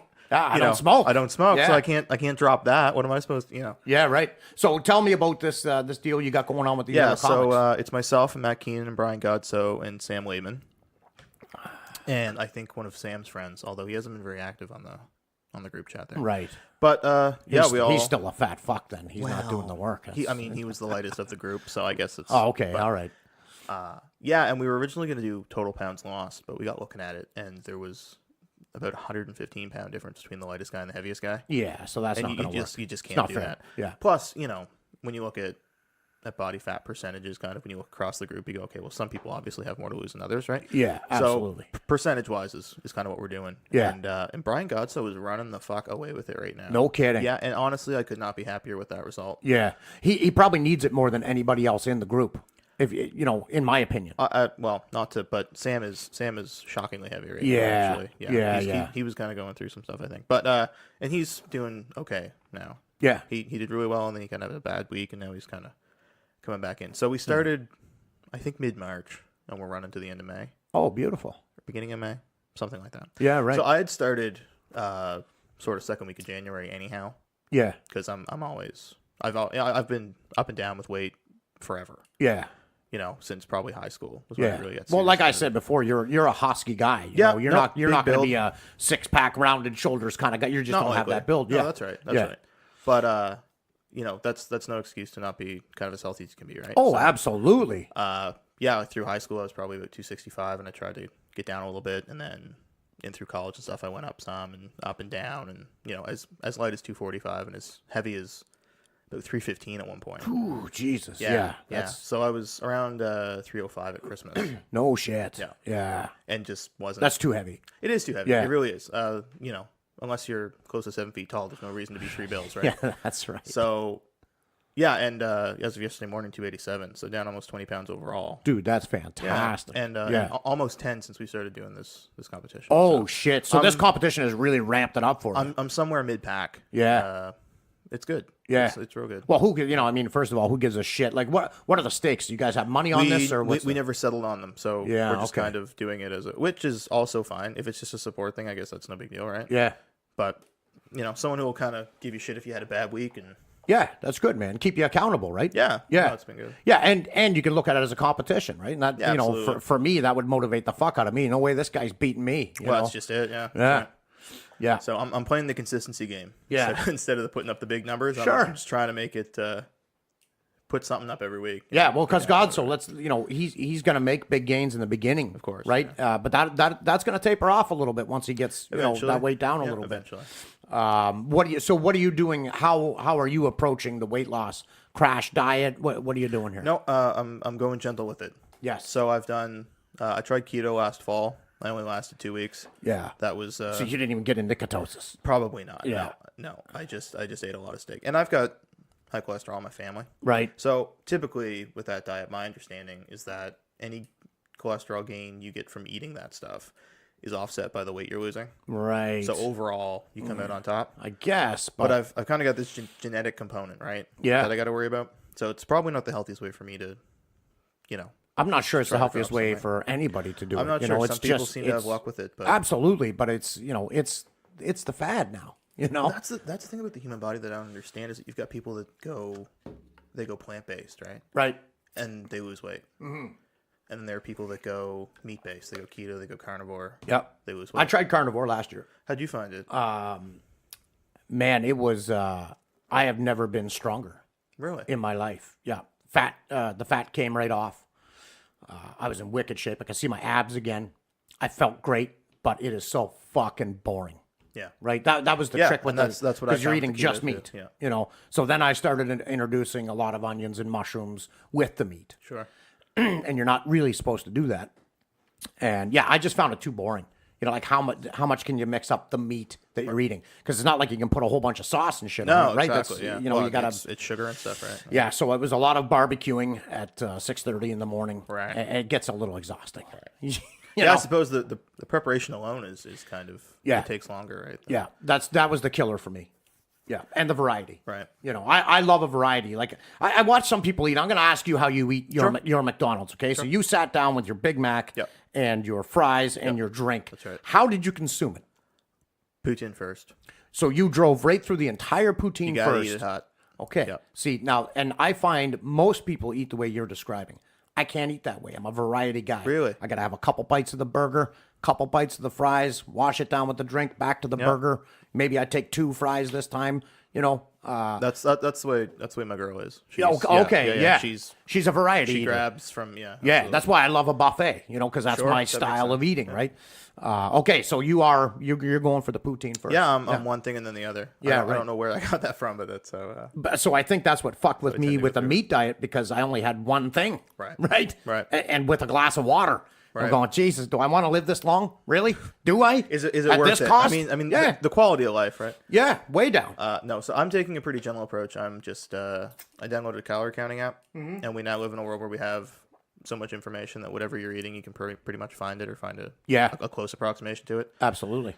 And it gave me a limit for the day, and I stay under it, Good for you. and that's kind of all there is to it. And it's not coming off fast and furious, but it's been 3 months, almost 4, and I'm down, like I say, almost 20 pounds, and that's not real fast, but So did you have to cut steady. a lot of stuff out, or are you just going portion control? What are you doing?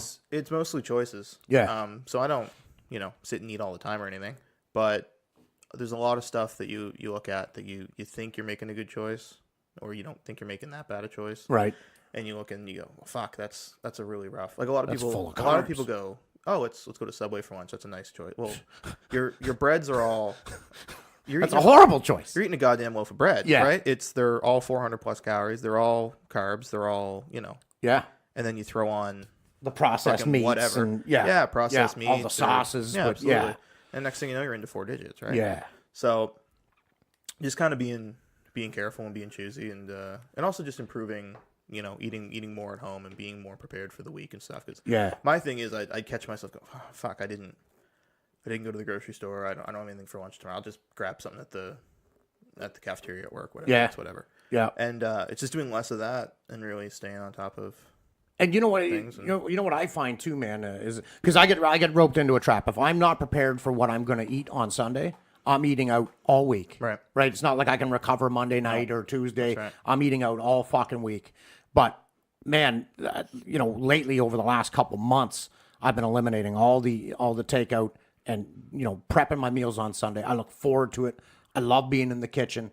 I feel better Monday morning when I'm there and I'm going, okay, in 3 hours I get to tear into that fucking venison spaghetti, more excited rather than going, fuck, well, what am I going to have today? Oh, I had Dairy Queen yesterday. And also maybe I'll have you're- Arby's today. You're spending $15. Exactly. Really, Exactly. right? Yeah. The better part of $15. Oh, now. absolutely. And that gets, I mean, you can eat cheap, right? You can just get the McDouble or you can just absolutely. get that. But, again, variety, right? right. Yeah.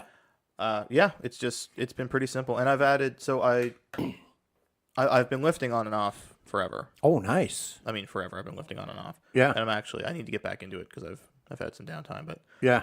I was lifting a lot in the fall, and I saw some pictures of myself from Christmas, and it looked like my shoulders were eating my head. Like I was like I say, I was like 305, and I was just kind of bloated and puffy. And I kind of had a realization that people that I think after a certain point, weight is weight, Yeah. right? So you look at there are bodybuilders that have heart attacks, Sure. and they walk around at 10 or 12% body fat, and Yeah. they're down for a show or whatever. But you're eating what you're eating, and you're still heavy. You're still walking around at 280, right? Yeah, yeah. Even if it's muscle, you're still Right. heavy. And yeah. I want to make it clear that was never. I wasn't going in there with intentions of bodybuilding by Sure. any stretch, but I just realized that all I was doing was weightlifting. yeah. Which is it's still good to do. Oh, It's good to be absolutely. strong. Absolutely. It's calorie burn. It's good to do, and it's Yeah. important to It's do. good for confidence. Absolutely. Yeah. It helps you kind of achieve a shape. Yeah. And I've got a good frame for it. Although the problem is people would see me go over to the squat rack. Yeah. Right. And with this frame, I look like I might be strong. Right. So they're like, oh shit. Here. How much is he going to put on there? And I put one plate on either side. I'm like, just fat. Disappointing all the Just- juice monkeys in the room. Just fat. Like they Yeah. really thought maybe I was going to do some powerlifting shit. Right. But I kind of had the realization that people that do a lot of like stretching based exercise and stuff seems to be good for longevity. Yeah. Right. So people that do yoga seem to last a long time. And, Absolutely. Because that shit's good for your joints. yeah, It's good absolutely. for, all and that I stuff. looked at the Gracie family, and the grandfather. You probably know his name, but I'm not even who. Yes. Yeah. He was 96. Yeah. And pure jiu-jitsu, no striking, is mostly stretching and getting kind of bent into shape and stuff. And Yeah. it's not And he was doing it right up until 2 weeks before he fucking died Absolutely. too. He was rolling live on the fucking Absolutely. mats. Yeah. And that whole family seems to have really good longevity, right? Even Yeah. the guys that are in their 60s right now are still in great shape. Oh yeah, and they look still like they're in very their active. 40s. Absolutely. Yeah. So I kind of got to thinking that maybe that was maybe something I should look into, something along those lines. And I ended up I may be a sucker. We're gonna find out. But, Right. I ordered the Diamond Dallas Page yoga DVDs. Oh, DDP yoga, Yes, baby. sir. Yeah. Fuck, I wish you hadn't have because I could have. I have. Oh, I them. didn't know that. Yeah, I have. them. I've only done a couple sessions so far. Yes. I got them in. Difficult, isn't it? It is. So I thought, well, it's poses, right? So it'll be stretching, it'll be good for me. But I didn't think it was going to be like I saw all these people losing these crazy amounts of weight. I was like, really, just from Yeah. kind of stretching yourself? That seems kind of strange. Right. And then I started with the wake up, the 10-minute wake up. Yeah. The 10-minute wake up's really nice. Yeah. You kind of get into some positions and you get loose. And I thought, fuck, I'm gonna like this. And they're easy positions too. Yeah. Yeah. And I thought I'm gonna like this, but I'm gonna need to do some running or something to kind of supplement this. Right, because you're not going to sweat doing this. And then we did. I just followed along with the Diamond Dozen, which is really just an explainer DVD. Yep. To show you the Yep. and I But you tried them followed out along. as you watched. Yeah, I did the tried them as same I watched thing. them. Yeah. I got to do to learn, and I found myself mopping up the floor with a towel afterwards. Yeah. And I did the next day. I did the fat burn. Yep. For fuck's sake. Yeah. I didn't get that far to I the had to fat stop burn. a couple times. No It's- kidding. Yeah, it's really because it's once you're warm, like once you're loosened up. Yeah. It's position. And we're moving. We're Yeah. Right. in between stuff pretty quick. And the 3-count push-up is a motherfucker. 3-count push-up. What's that? You do a 3-count down, 3-count hold, 3-count up. Oh yes. Okay. Yeah. And yeah. when that gets easy, you do 5, and when that gets easy, you do 10. Yeah. And it sounds easy. It sounds easy. It is Yeah. not, especially at this weight. It is not easy. Yeah. And so, we'll see how that goes. Yeah. But, and I'm gonna keep. I think I'm gonna keep lifting a few days a week. 'Cause, Yeah. So where do you lift? At home? You go to a gym? No, I'm a member of Good Life. Yeah. I was originally a member of Fit for Less, but they don't have a men's shower. Oh. And some days, if I'm this time of year, usually I get all wound up and I start going before work, Right. and they're not open that early. Yeah. And they, like I say, they don't have a shower. So to Yeah, go so east, fuck that to noise. go west to east and then back to west and then back to east for work is not anywhere near practical. Yeah. So yeah, no, I go to the Good Life out east, and You okay? So you were going west? You mean no, to the gym, or you I live west? I live west. You live west. Yeah, I live west. Why do you live west? Why do I live west? Yeah. Because Whereabouts west do you live? Just area. Lower west, upper west. Yeah, it is lower west. Right. If I'm honest. Yes.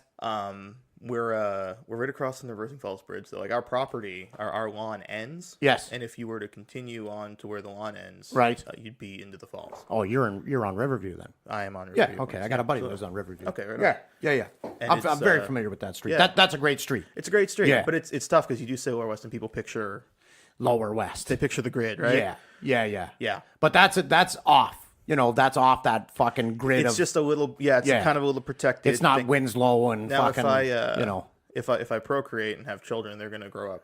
They're gonna grow up fucking rough. But Yeah. yeah, Well, it is what it is. yeah. They may even grow up with some deformities coming out of that Hey, fucking who pulp knows? belt. It's the Cloud Factory, Mark. Yeah. If anybody asks. Oh, is that what it is? Yeah, I yeah. live right by the Yeah, I live Cloud by the Factory. Cloud Factory. Look at all the clouds being. Actually, we had. That's accurate. I haven't looked it up yet this morning, but we had a potential jumper last night. Oh no shit. Yeah. Right. Third one since we've had the house. Yeah. Yeah, because there was one 3 months ago. Yeah. Yeah, something like that. I walked out of the restaurant. And, Yeah, they never did find him. No.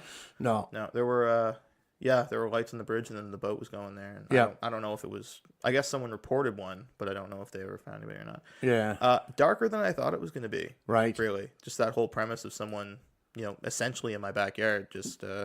Because there's so many comics around here that have jokes about it, right? About people jumping over the and bridge and stuff. I knew that was the bridge, and I was Yeah. like, well, people, but how often? And it's often enough. It's a little more. It's a little rougher than you think. I find myself now when I go to the car, I'll scan the bridge just to make see sure. if there's any. I mean, I don't know what I'm going to do. I'm going to run out to the end of the lawn and Yeah. wave my hands around and try to get. Don't them to do Yeah, it. exactly. I don't know Yeah. what the move is, but Yeah. yeah. That's I can't imagine choosing that way to go. I mean, obviously you're not in the right state of mind, right? Sure. But that sounds like one of the worst ways to fucking die. You get a fair amount of time to regret it, right? Yeah. Go down. Yeah. Can't really back out.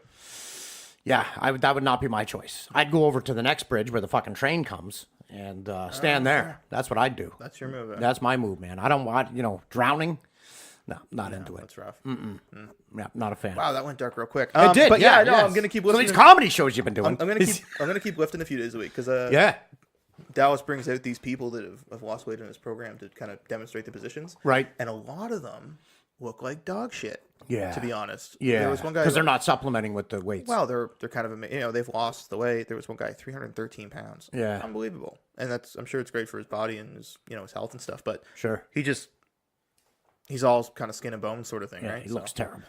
Yeah. Yeah, but at least he doesn't look like he did look. That's right. Yeah. That's right. It's a different kind of terrible, right? But that's what they do on The Biggest Loser. I don't know if you ever watched that show. I've seen bits of it. Yeah. Yeah, I love that fucking show. I haven't watched it in a number of years, but I loved it. It always motivated me to lift again. But they do something that's very smart. They start changing their diet and they get them doing cardio. But even right from the beginning, they get them lifting weights. So when that weight does shed off, there's muscle underneath that they can work with, right? Absolutely. It's not like they break them all the way down to skinny and then build them up. They're lifting lot the weights harder on the to do. way. Yeah. It's that's an interesting show, man. I love that. Well, I wish you the best in your weight loss. Yeah, more just stick more with it. importantly, just good decisions, man. that's right. People have forgotten how to eat like actual food. true. People go through McDonald's and think they're getting food. You're not getting food. There's no food. There's no nutrients. It's all filler. You're filling the hole. Yeah, that's and that's all you're doing. And it's fucking tasty. It's salt and sugar. great. It's great. Of course. And you feel satiated, but you're not getting any fucking nutrients out of that. But we've forgotten how to eat real food. Like people go, oh, I'm having pasta tonight. Real homemade food. Pasta's not really real food either. It's pretty processed. When I look at real food, it's what comes directly out of the ground or directly from an animal. That's the best stuff. Right? You can That's find, the whole, right? the real food, not processed. Almost impossible to avoid processed food now, though. It's nearly impossible. right. Yeah. And for me, I'm a big bread lover. Are you really? Oh, from way back. And I don't worry about carbs, man. What I try to do is portion control. Yep. Right.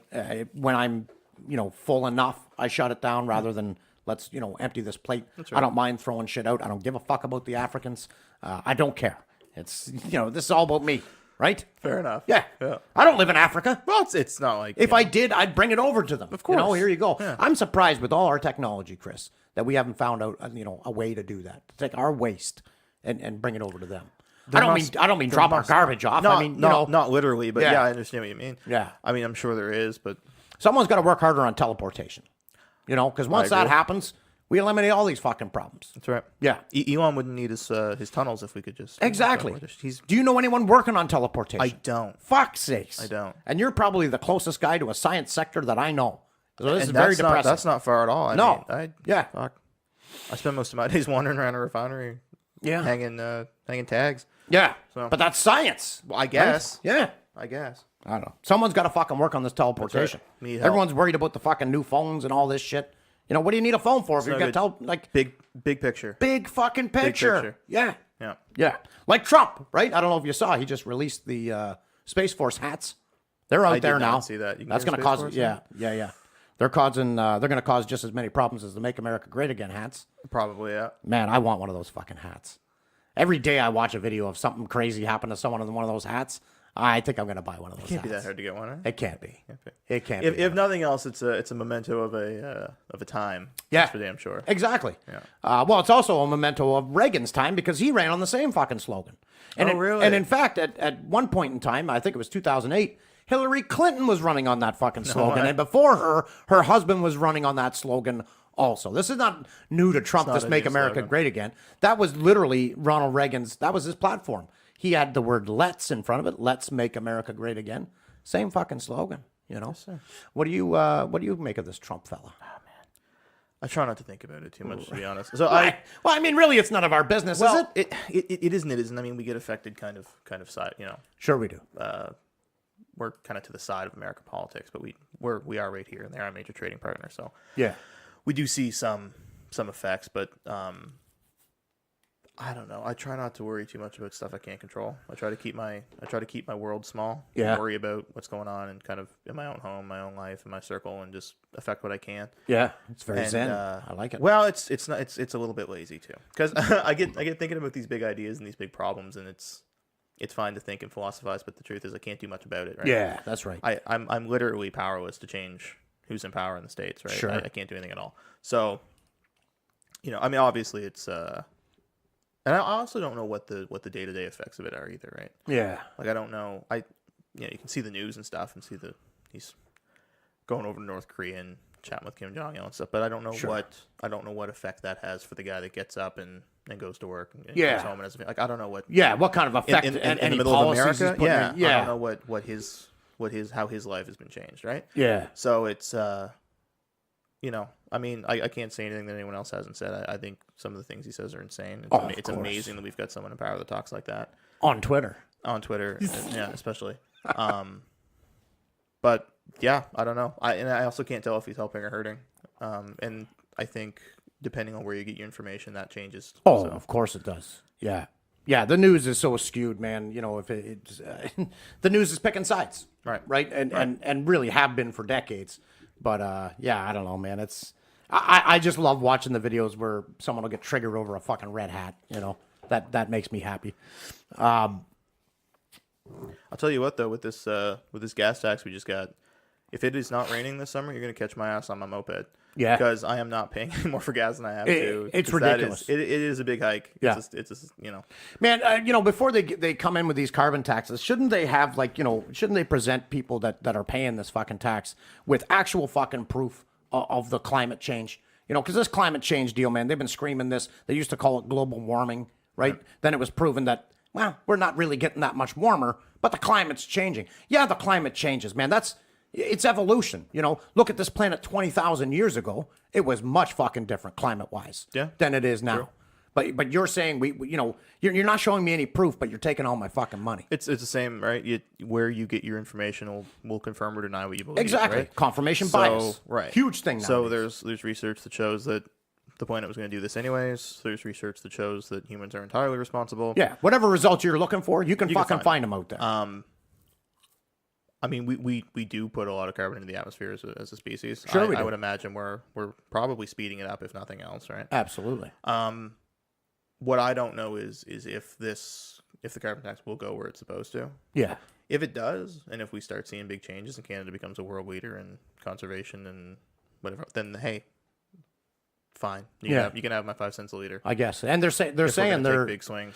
Well, it's not just 5 cents a liter though, and this is my problem with it. They're saying we're going to get it all back. Right, they're giving us these rebates every year. Well, don't take it in the first place. Yeah, exactly. Why? Yeah, exactly. What's the fucking point of this? Don't take it. But here's the thing. They're saying we're only taxing fossil fuels and shit like that. Sure. But that's not the case. What's happening is everything across the board is going to go up. Right. If I'm going to Walmart and buying an item and it's an item that's made from a fossil fuel, which I mean, what's not made out of fucking plastic nowadays? Yeah, goddamn right. Right. Everything made out of plastic. Yeah. Whoever's selling it. They're getting hit with this carbon tax, so they have to recoup it. That's coming up on us. Pretty much everything you're going to buy moving forward is going up to adjust for this carbon tax. Right.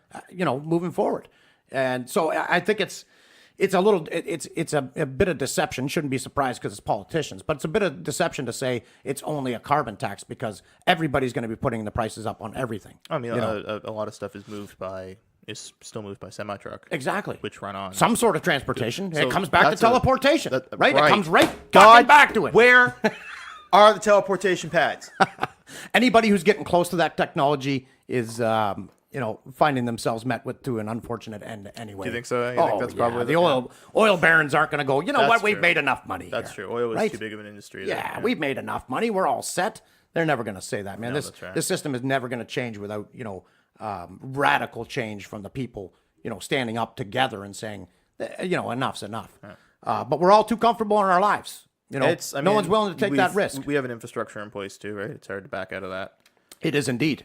But I think mostly people are content enough in their lives. They don't want to rock the fucking boat, Yeah. They don't want to have Facebook taken away from them. Right. Now, speaking of Facebook, I got a little transition here. Oh, this is fun. You've been into, now, someone sent me a screenshot of something that you put on Facebook. Glenn K. Amo, now walk me through this. You made a comment against Glenn K. Amo here.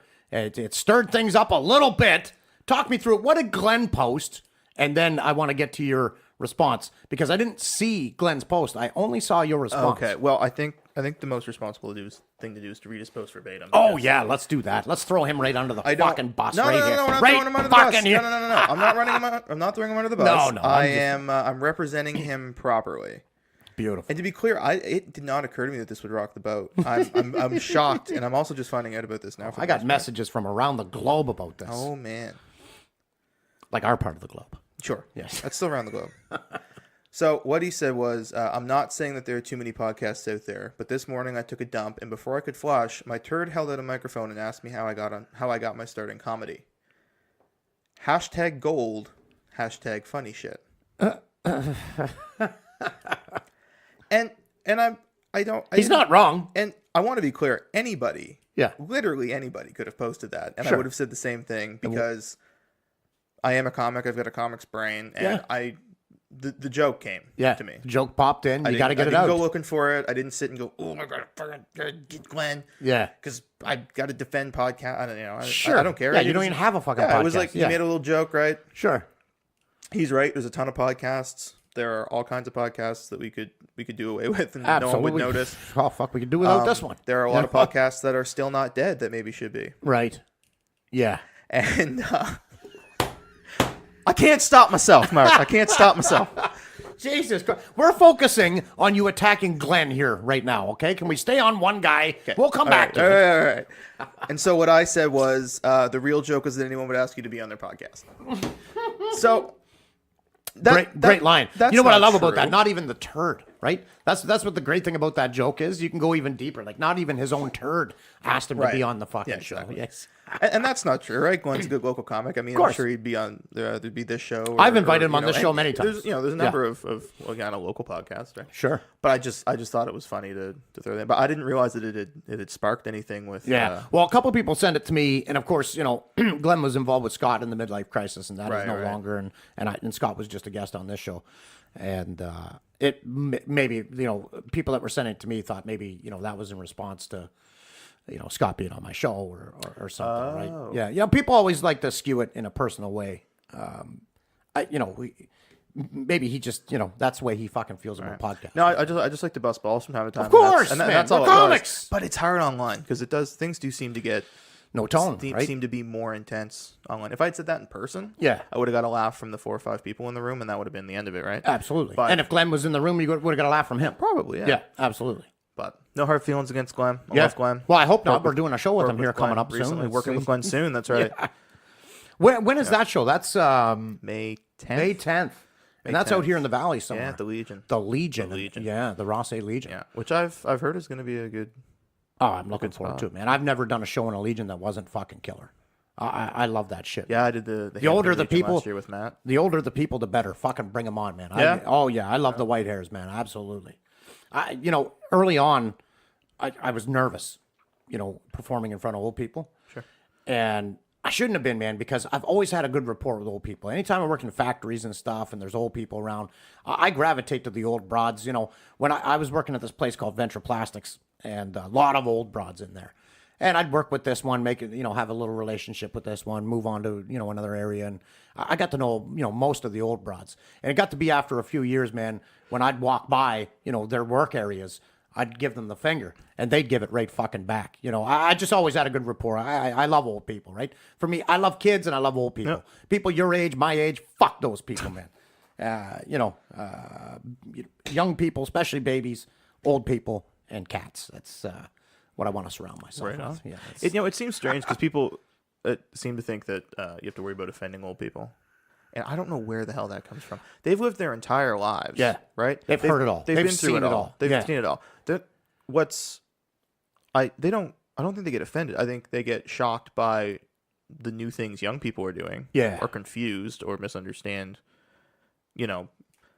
whatever strange thing Yeah, the kids are doing right. now. It's the relatability, right? Right. Like when I go up, I sound like their fucking neighbor. I'm course. just an angry cantankerous. You course. fucking imagine what these That's idiots right. are doing, and they relate to it, right? Right. Like if you're getting up there talking about butt chugging fucking beers and stuff, maybe they're not going along with it. Absolutely. Yeah. Absolutely. I love an old crowd, man. I'm very much looking forward to the Legion. Not to say that it's going to be an old crowd, but I hope it it could is. potentially be. Yeah. Yeah, I mean, if it's regulars, right? They'll probably It's very be, few young people hang out at Legions now. right. It used to be, Legions would hold dances and guys in their 20s and stuff would go to the fucking dances all the time, right?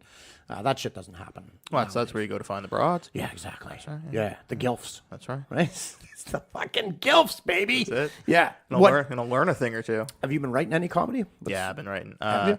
Like I said, I wrote that deer bit for the debate. Yes. And I actually think that's a strong enough bit to use, or at least around the province. Yeah. I was really happy with how it turned out. I'm writing some stuff kind of related to the weight loss journey a little good. bit. Yeah. Yeah. Less about myself and more about kind of just, I don't know, the whole thing in general, right? Fitness is a huge focus right now, right? Gym Yeah. culture's huge. I had a little bit of stuff about going to the gym. Yeah. So I'm just kind of building on that. Nice. So Yeah. that'll be good. And that's so relatable too, man. yeah, that'll get over it's, so it's, big. It's very visible, right? Yeah. Well, and obesity is such a fucking problem It right is. now. It Man. is. It's such a problem. I was reading a stat the other day, and I don't know if it's true or not, but this was specifically for African Americans. Okay. 47% of African Americans are obese. Wow. Man, that's a crazy fucking number. Yeah. Like that's a national crisis. Yeah. And they're doing nothing about it, right? Because of greed, because of money. Sure. Right? Yeah, it's sickening. It's tough. And it's only going to get worse. Like, you ever seen the movie Wall-E? Yeah. Right? Where the guys, everybody's floating around on fucking chairs Yeah. and stuff because they can't walk anymore, and their legs are all atrophied and all their muscles are atrophied. It's it might be predictive programming. If we don't change as a society, could be. Yeah, Could be. absolutely. What? So we got some shows coming up together, which is nice. We do. It's going to be a big summer, I hope. Yeah, I hope so, So too. like I said, I've been working a lot with the rebuild. So I'm trying to plan as. What does that mean? as What do good you as mean? What do you mean? We are rebuilding the unit in the refinery that we had the little whoops daisy in there. back Oh, in the right. Yes. Yeah. And it's been as quick as we can kind of thing, right? So it's been Yeah. a lot of hours, but I'm thinking this summer I'm going to try to take a fair amount of time off and really plan some stuff and do some shows and really Beautiful. make the most out of this summer. I'm going to Ron White with my dad in July. Oh, so nice. It's a comic, Where's comic that? we've always loved. Fucking and always right. bonded over. So we're Yeah. going together. July. Where? Oh, sorry. The casino. He's coming. Oh, to in the Mountain. casino and be, Oh, nice. Oh, is that sold out now? I don't know. Yeah. I don't think so. I haven't heard. I got a connection with that venue. I might be able to get free tickets. Hey, that'd be Maybe. all right. That'd be all right. Maybe. Yeah. Yeah, my truck should be finished up by then, so hopefully we'll be able to jump in that and Nice. go up. Your truck. Whoa. What do we? Oh, what did do we not? Have we not talked about that? I don't think so. Oh, I don't think so. Mark Splude. What do you got? I'm What's balls going deep on? in some big stuff. You are. Yeah. Well, tell me about Yes. it. So you spotted my Ranger last time I did the show. Yeah. And we talked about it a little bit on the show. And since then, I've yanked the entire drivetrain out, engine, transmission, Yeah. soon to be rear end, Yeah. and I'm replacing it with bigger stuff from an Explorer. So it'll be Fuck yeah. it'll be a 5-liter V8 instead of a V6. In a Ranger. In a Ranger. Oh, dude, that's gonna be killer. Yeah, it's that's currently sitting at Sussex Engineering Builders. Yes. Shout out Sussex Engineering Builders. Right. They're doing They're a sponsor of this show. Who knew? Fuck it. I wish. Yeah, that's gonna be right? yeah. Yeah. The overtime money's going to use. Yeah. Yeah. So it should be a 0 kilometers engine. Should make some good power, and we'll Dude. slap her back in there, and it's gonna make all kinds of noise and go like hell. I hope so. Yeah, fucking right. Now, is it 4-wheel drive? No. Yeah. No. So, So- why not in all this? Why not convert it? It is a lot of extra work to convert it, Oh, and it sure honestly, is. I'm not a big off road guy, anyways. Yeah, yeah. To me, and I could be wrong. It could be a lot of fun, but I've only done it a few times, and it's a lot of broken parts. Oh fuck yeah! Oh, I don't take. Very rare. I take my truck off road. Broken parts, broken I parts, just like 4-wheel drive because typically, well, you see the hill I live on. Yes, it yeah, seems for to be everywhere I live has this crazy fucking hill. you- I need 4-wheel drive just to get home. You love the altitude, eh? Yeah, I do. Like a billy goat. I do. Yeah. This is the this is pretty much the top, right? Yeah, that's right. Now I'm on top of the mountain. Top of Splude Mountain. Yeah. I bought it in high school, and I thought I couldn't afford a 4-wheel drive at the time. Right. I could only afford the rear-wheel drive truck. In 4-wheel drive in trucks the are condition. fucking stupid expensive, Yeah, man. and even Yeah. in a small Ranger, they're a fair bit extra money. Oh, It was fuck extra, yeah. probably $1,000, $1,500 to get one in the same condition that this one was in. Yeah. And I did the first 2 winters with it, and it tried to kill me all kinds of times. Sure. Because there's no weight in the back, and I tried to put weight in the back, but Yeah, whatever. And even that with, doesn't even fucking with studded work. tires, right? Yeah. If there's snow on the ground, it's You're beat. It's a danger zone. Yeah. So I got through those, and then I bought a winter beater and stored it for a winter. Right. And I thought, well, let's try that. Sure. And I've done that for the last 8 years. Oh, so nice. It doesn't go in the wintertime. Oh, It's dude, a you're gonna have summer this. only. You're gonna have this truck till you fucking Man, die, dude. So we pulled the engine and trans, and just yesterday I got myself into the engine bay. Right. And there's a big cross member that ties the frame rails together that the engine kind of sits over. Yes. And it was covered in crud, and it looked like rust. Yeah. I had a wire wheel and a grinder. Sure. It turned out it was just surface rust. I pulled it back to bare metal, and it's fucking spotless. Fuck There's not yeah. a hole, not a nothing. Wow. So it's in great shape, and Yeah. I figure it's worth spending some money and putting. If I do this right, Yeah. I won't need to do it again for a long time. And Yeah. Fuck yeah, man. That's great, and that's a do great that. idea. Yeah, Right. so- When your winter beater goes, you get another fucking winter beater. Well, right. well, now I've got like a day. I've got my Accord that is like a newer car that I make payments on, right? Yeah, right. And the truck's been paid for forever, and I Yeah. pay cash for it, so it doesn't owe me anything. Yeah. Yeah. So if time's Well, it will by the time you're done. It Here. will, it will by the time I'm done. Yeah. So, It'll owe you a lot of fucking money. yeah. So Yeah. It's gonna be great, and like it's been really nice for Dad and I. 'Cause Yeah. We're doing it together. Yeah. And, yeah. So are you a car guy? Like, are you're getting in I there am and a fucking car fixing it all guy, yourself? Mark. Yeah. I am. I don't know when it happened exactly. Right. I have some fuzzy memories of a car show I went to when I was like very young. Sure. Dad took me to the first one, probably 4 or 5, and they just really spoke. I guess the real start way back was we used to watch Dukes of Hazzard together. Yes. And listen, sir. I Them know Duke I boys. know the flag is problematic now. Is it? Why? It's Why? the Confederate flag. Oh fuck! It's Just- a flag. I Let's know, take it but- easy. It was the late 90s. People weren't concerned with it then. Sure. And like when you're a kid, it's an orange race car. Yeah. And it's loud and it's sliding around corners and they're jumping over a goddamn river, right? Yeah. It's the coolest thing in the world. Goddamn right it is. Yeah, and they're shooting arrows with dynamite strapped to it, which is fucking hilarious. I didn't realize it then. I went back and I've watched the series since. Like, Yeah. because I was a kid the first Not time, really right? factually accurate. No, but the whole premise was that they were on parole, so they couldn't have guns. Yes. So they got compound bows Right. to get around it. And then instead of shooting bullets, they just strapped dynamite to the fucking arrow. Sure. So instead of putting a hole in something, they were just blowing stuff up. Anyways. So that was kind of the real spark that kind of that started. And I don't know, I loved them growing up, and we didn't have a garage at the house or anything. We didn't have a lot of time and stuff for a lot of big projects and stuff. Dad Right. always did his own work. Yeah. Yeah. But my grandfather painted cars on Harding Street in the West Side forever.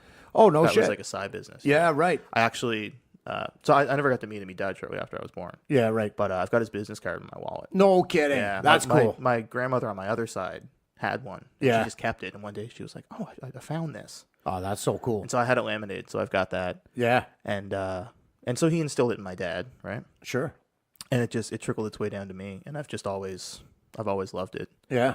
And so now that I've got a garage was non-negotiable for house buying. Of course. And it's not a great garage, Mark. It's not insulated. It's not finished inside.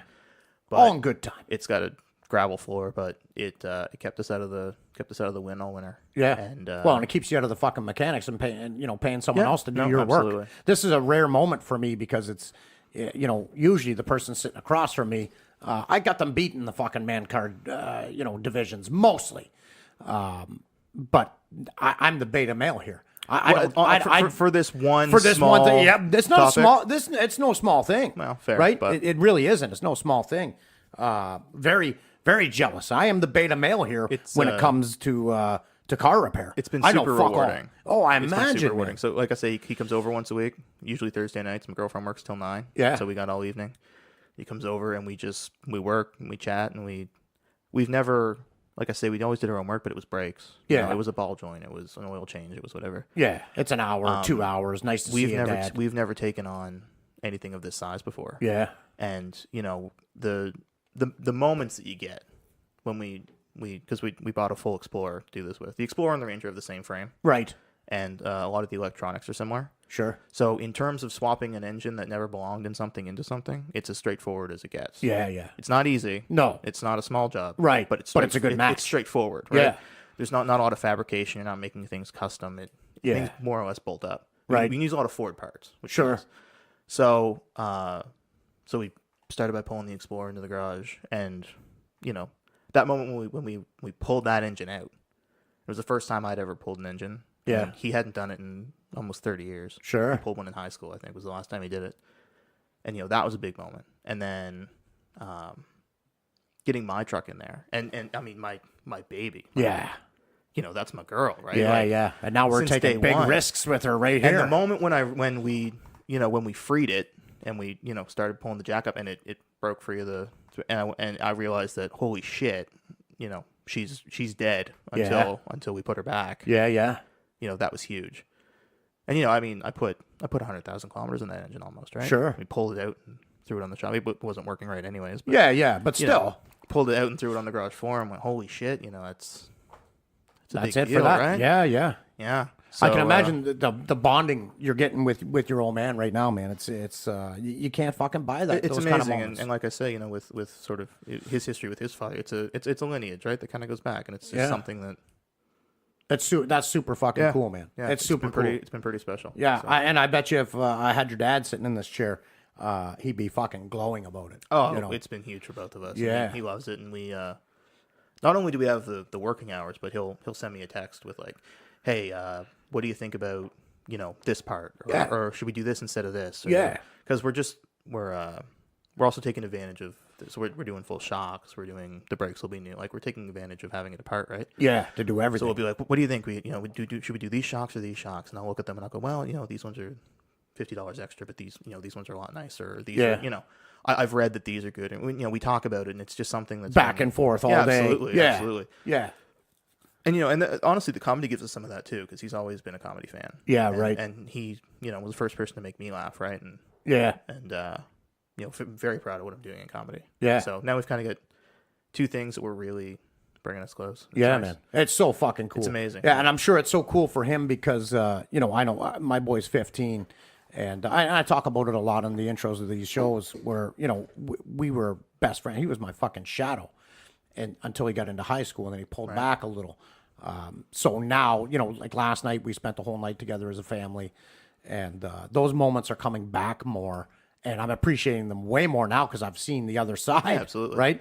I mean, when he first got into high school and started, running with his friends and he got his girlfriend and stuff, it was almost kind of like a relief that I was celebrating. Like, shit, I don't have to, spend all of my time with him every fucking day. Plus, I kind of got me back a little bit. He's also functioning as a person, which is what you want. Exactly. You want him to have those Oh, relationships. absolutely. Right? Yeah, it wouldn't be healthy if I'm his only fucking friend, but... But you also want him to forget about dad. Yeah, and I missed those moments, and now that they're coming back, I'm appreciating them more. So I'm looking at it from your dad's perspective, going, man, he's in fucking heaven right now. Your old man's in fucking heaven. It really, because I went through the same thing, right? Everyone does. You pull back. Yeah. And then I bought the truck at 17. And then I needed his advice all the time. Right. The brakes seem weird. Do you want to? And then we go for a ride and he'd try them out and go, yeah, they're whatever. And then we'd fix it. Right? Yeah. So this has been a bonding thing for us for 10 years. Yeah. But now it's really. Now it's real because huge. it's a big project. And it's special for him. He passed a major milestone. He's now older than his dad ever got to be. Right. And so when he was my age, he was already on his own. Yeah, right. He didn't get a chance to do this with his dad when he was my age. Yeah, right. And I get to. And it's just. Yeah, it's incredible. cool. It's Yeah, cool as it's shit. incredible. And I got to imagine how rewarding it is. I mean, I talk about it quite a bit with hunting, right? Eating what you have killed and what you've brought to the table, from the woods to the table, it's a much different experience. I got to imagine that driving is a much different experience when you turn that key, and when you turn that key, you know what's going to happen because you made it fucking happen. Right. Yeah. I got to absolutely. imagine it's the same kind of feeling. Absolutely. Yeah. Absolutely. And that's going to be, I mean, the entire reason we're doing this is so that I can get in that truck and turn that key and it fires. Yeah. And when it turns over, that's going to be, I mean, Yeah, that's going to be a big moment. fucking sublime. Yeah. I mean, there's going to be nothing as Yeah. good as that. Fucking right. And having it it's going to be fun to have. It'll be a Oh, fun of vehicle when it's course. done. But the building is, The journey, man. the journey. Yeah. And it's been hard. Like I say, the garage isn't finished. It's been cold in there. Miserable. We were out there in January, out there in February, minus fucking whatever. Yeah. Freezing through coveralls, but And that's an even closer Getting it bond, done. man. Like, Yeah, 20 absolutely. years down the road, you guys are going to be fucking laughing about it. Remember how 100%. fucking freezing cold that was and how miserable it was? It's always those miserable moments you share with people that you remember way more than the fucking good yeah, times. because they're special after they're done. Right? Yeah. It's miserable in the moment, but Yeah. it stops being miserable when it's over, and then it's a memory, right? Yeah. And that's what's fun. And it's a So great fucking memory. He's already looking for project number 2. So. Oh, nice. Oh, Well, it's just nice. been so nice, and we're in the habit of working once a week, right? Yeah. So we're already getting on project number 2. Yeah, so you guys guys are addicted to spending time together. Little bit, yeah. Yeah, Yeah. that's fucking We fantastic. got a little side dude. project. He bought a. So I've got my semi-famous moped now. Right, Yes. That I've had for a while, Right. and I've always pretty much let him have free use of that. Yeah. Again, he helps me out if there's something busted or whatever. He offers advice and stuff. We work on it together. So I give him pretty much free use of it. Right. But he picked up his own Dream 50cc machine here a couple months back. Oh, is that So, right? yes. Yeah. It's a little known bike called a Honda MB5. Never heard of this. That's right. 50cc 2-stroke, 5-speed wow. 5-speed Yeah, transmission right. on it. Yeah. It's just a really neat little weird 50cc bike, and he's loved them for a while now. Because once I got my bike, he started looking into other bikes that fit into this kind of moped scooter class that Right. were a little bit on the outlaw side, right? Stuff with a transmission, because a lot of them you just twist the throttle and you go. Yeah. Right. Yeah. Right. But finding ones with transmissions and gears and clutches and stuff, and things that are a little bit faster than maybe they should be, and that kind of thing. Yeah. Right. And he fell in love with this one. And he'd send me Kijiji ads from fucking Ontario, right? Like $1,800 for one or whatever. Right. And we found one out here in Quispam. Oh, Like I had nice. $800 with papers. No shit. Yeah. So we bought that. That's a and, trick with bikes like that, getting the Reggie for it, right? man, it's bad. It's Yeah. real bad. A lot of Reggies go missing. Yeah. So we put the motor back together, and when it was real cold, we go over to his place and work in he's got a little workshop in the basement. Oh, yes. So we got the motor back together, working on getting that together. So Nice. yeah, so we'll be able to kind of roll together this summer. And Oh, that's yeah. fun. Mopeding around that's together. right. Yeah. Well, it's starting to spread. I don't know. I might be breaking some news here, but Mr. Thane Fox bought himself a scooter recently. No kidding. I've got one in the Yeah, I've got one in the shed out here. What? I Yeah. didn't know that. It's going to be featured in Hard Times, the movie. Mark. Yeah. Absolutely. It's my son's. But You know. still. Yeah. Yeah. I don't even know what the fuck it is. I can't remember what it is now. But yeah, it's a great. Yeah, little- they're great fun. Yeah. Right. They're just as a third vehicle or don't hold your breath on a hill. No. Jesus Christ. No, but down a hill, Mark. Jesus Murphy. Oh, yeah. Me and Gravity. Terrifying. Me and Gravity team up. Look out for going. Just holding the clutch and pray. Yeah, I've been last summer. I'd take my boy up to the school up here around the corner. It's got a great big, parking lot. A couple of them actually, and I'd drop him off there. I'd come back with my truck, grab the moped, and fucking bring it up so he could use it up there, right? And man, just it's a little terrifying. It's a little dangerous being on these fucking mopeds. For sure. Yeah, Well, I had the realization soon after I stopped at the intersection on Bayside Drive, yeah, and I looked around and I went, "Holy shit! I'm just kind of standing here. yeah. Like I might as well be in Unprotected. I might as well be in a lawn chair. Yeah. In the middle of this intersection. Absolutely. Like, holy shit! It's Yeah. very. It's real. Yeah, it's like you real. feel the fucking road, real. and, And you I- feel everyone around you. I don't have enough motor to get out of the way. Yeah, exactly. But the fun bit is you can drive them like you're playing Grand Theft Auto. Yeah. And no one cares. Right. Full throttle, full brake, full corner, and you're not breaking any laws. You're not pissing anybody off. Yeah. Like not very often. If you were to get in your truck, right, and drive it down the street as fast as it'll go. Yeah. I mean, you'd be Every day. Yeah, you'd be in trouble. I mean, so goddamn fast. You hurt yourself or get a speeding ticket or whatever. But Yeah, you can do that with a bike. I got like a ticket that. due right now, 172.50. Mark, come on, man. I was doing what was I doing? I was doing 160 in a 110. 163 in a 110. Well, I was racing to get to Nick's last fight that didn't even fucking happen. Okay, yeah. And the cop let me off. He wrote me up a ticket for 15 over. That's he cut me a when they big help deal. you out. Yeah, Yeah, I got big one of deal. those last summer. I got stopped in Penfield. Yes. Going to the border, 140 and a 110. Yeah. And it's the only time I try to stick to one crime at a time is my rule. Sure. So if your inspection's out of date, Yes. we're not speeding. Definitely not. I'm not having Not more than 10 over anyway. I'm not having a single beer at Sure. one night, right? Yeah, we're using the signals. We're keeping her tight, right? Yeah. But the car wasn't inspected. It was out by a month. I just crossed over. I didn't notice. Sure. So he pulls me over, and he comes up, and the car is from Nova Scotia originally. Right. So never had a front plate bracket. Oh, boy. So I can't put a front license plate on if I wanted to. Right? Yeah, right. So, and I had Thane with me. We were going to see Crystalia in Portland. And I passed him the plate. I said, put that in the windshield. So he puts the plate in the windshield. And he comes up and he goes, "Oh, how you guys doing today?" I'm like, "Oh, just going down to Portland, see some comedy." "Oh, I love comedy. That's great. Where's your front license plate?" It's up there in the windshield. "Oh, it's just up here in the windshield." "Okay. Oh, yeah. Okay. All right. This thing, right? Goes back. Right. He comes back weirdly friendly. And he comes back and he goes, "Now, you know, I pulled you. You know, why I pulled you over. I said, yeah. He goes, doing 140 and a 110. I said, I know. And he goes, we have a lot of trouble out here. A lot of people going fast on this stretch. So now I also noticed your inspection's out of date. He said, yeah, I didn't see it. He goes, yeah. So what I'm gonna do is you're gonna behave yourself, and I'm gonna give you a ticket for the inspection. Right. Because he goes, I don't care if you get points off your license or not. Right. He goes, I don't want that. Yeah. So give me a ticket for the inspection being out of date, and let me go on the Fucking speeding. Yeah. So that was a big. I paid the $172.50, but my insurance didn't go up, and Yeah, I didn't lose exactly. any points on the license or anything. Right? Yeah, So man, that's a fucking big break. when they hook you up, it's It's nice, man. It's nice. Man, I come from a background of, a little bit of a criminal background, and wait, Mark Splude? yeah, a little bit, just a little bit outside the law? Years ago, No, years I ago. can't imagine. Well, no, I guess it wasn't that long ago. I was in jail, was it? It's pretty fucking recent.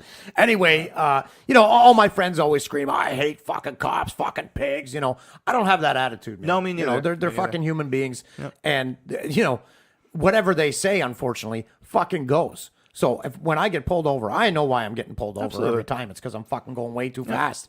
I know I'm in the wrong, so I'm always super nice. I don't kiss their ass, but No. yes, sir, no, sir, I'm sorry. Absolutely. I know I was going. I don't argue with them. Well, I wasn't going.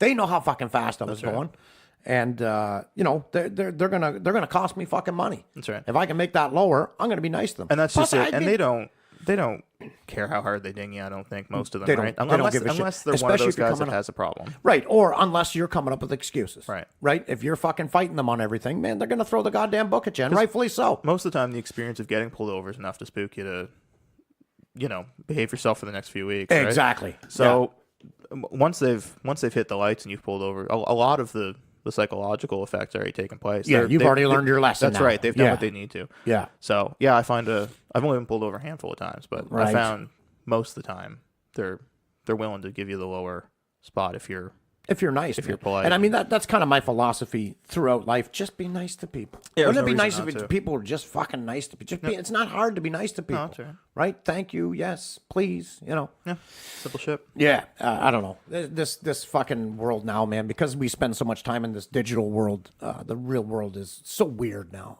They're very different. Yeah. Yeah. Very different. Yeah. So you mentioned the fight. How the fight that didn't happen. How's the fight camp going for this new one? I hear you Man. have more training partners coming out and stuff. That's always good. Well, we did. Oh yeah. Yeah, we did. That's the funny thing about fight camp is, people are pretty keen at the start of fight camp. Sure. Then the injuries start piling up. You start getting punched in the fucking face and Well, strangled. if you weren't training such goddamn big fighters, Mark. I know. If you were, if you were preparing flyweight female fighters or something, you might get more. But we definitely get more people. you're trying to get people to fight this goddamn gorilla you got. Yeah. And I just Yeah, it's tough. It's a tough sell. Hey, do you want to come to the gym and have, Nick beat the fuck out of you? right, yeah. Because the problem is, finding quality training partners for a guy that size, it's nearly fucking impossible. Right. So we got one guy, Joe. Shout out to Joe Armstrong. He's been there since the beginning. He was there for the last camp. He was the only guy coming out for the last camp. Oh, no, that's not fair. Connor was coming out too, but Connor, he's a young kid, like 17, 18. okay. In the military, still going to school and in the military, but he is probably 140 pounds. Okay. And Nick smashes this kid in the face. yeah, he's got a 100-pound every advantage. fucking day. He's got like a 130-pound advantage. Yeah, I guess. Yeah, and What and Connor weight keeps does he coming fight back at? for more. He'll probably weigh in at probably the limit 265. 265, Yeah, he is. He's massive. He's been lifting a lot for this camp. He is. He's a fucking monster, man. This fight. So we got Joe, and Joe is probably. I think Joe is maybe 180 Okay. pounds. So a little more formidable. A little more, Size-wise, but yeah. I mean, once it gets on the ground, man, Joe has very little chance. You Nick find is- yourself another monster. Yeah, he's just so big. And we had some bigger guys coming out in the beginning of the camp, but it's the same thing, man. People fall off, right? To ask people to do that for 5 weeks in a row, it's tough. It's challenging. But to answer your question, fight camp has been going fucking great. Awesome. Good. I didn't feel like I put enough in the last fight camp. I felt really bad. I did not have Nick prepared. It was a short notice fight. Sure. We only had 3.5 weeks notice, and I could only commit to the last 2 weeks. So it was a very short. It was a very short that's so camp. hard. And while I was there, Chris, I was in the process of moving here. Right. This place flooded. The old place flooded. Work was fucking ridiculous. I still had comedy obligations on the go. So I was not focused for that camp at all. And I think it's probably fortunate that that Glovegate happened in hindsight. Gonna make him regret it. That's for goddamn sure. I think we still would have beat him. Yeah. I think we still would have won. I think Nick's just at a higher level as an all-around mixed martial artist. Anybody that chooses to stand with Nick is going to have a hard fucking time now. You know, yeah, we're leaving with the fucking strap. That's really what it comes down to. That's awesome. But yeah, it's been grueling, man. You know, it's the problem is we're using a gym that we don't have to pay for, but we can only use it when they're done with it. That's right? tricky. So tonight the start will be 9:30. On a Sunday night? Yeah, that's tough. That's when we start. And I imagine you probably don't want to train for less than a couple hours. Yeah, it's always, you know, between an hour and a half to 2 hours. It's got to be, you know, especially now because it's not like a regular fight for Nick where he was fighting 3-3-minute rounds. Now it's 5 3-minute rounds. Right. So it's an additional 6 minutes, which doesn't sound like much. But when you're a heavyweight It's a lot of cardio for a heavyweight. It's a lot That's of right. fucking cardio. So I don't like to focus a fight camp on cardio. I hate that, man. It's you're not going in there and running laps and doing sprints and stuff like that. You're trying to get him to end the fight before those rounds. Well, and you're fighting, right? So all this running, all this cardio. I hate wasting fight camp time on cardio. Right. But in this case, it has to be pretty cardio centric. Sure. To get him through. But nicely, luckily, I've had the time to really focus and put in and really think about, what we're gonna do each night. And man, camp's going fucking great. That's awesome. More It's good for training both of us. partners. Yeah, more training partners would be fantastic. Maybe I wouldn't have fucking black eyes. And, Right. be all fucked up. But Let someone else take a couple shots. Huh? yeah, it'd be nice. Well, and more importantly, it would allow me to be, stand back rather than be in the fire. Stand back so I could really help, coach him a lot more. I suppose if he's got you by the neck, Yeah. and he's if things are going black, you can't focus on where his feet are positioned or Right, his yeah. legs or whatever. Yeah, and how his stuff technique that you is. might want to point out. Yeah, but when I'm trying to survive, Right, Yeah, exactly. Yeah, and it's tough. If I'm in a tough spot with him, I don't really want to give him pointers on how to make it worse. Agreed. For me, Yeah, fair enough. Fair enough. So. Yeah. It's going great. I hope they have the right gloves. I'll tell you this: we'll find out the day before if they do. We're not going to fucking That's do that smart. shit Yeah, again. that's But really smart.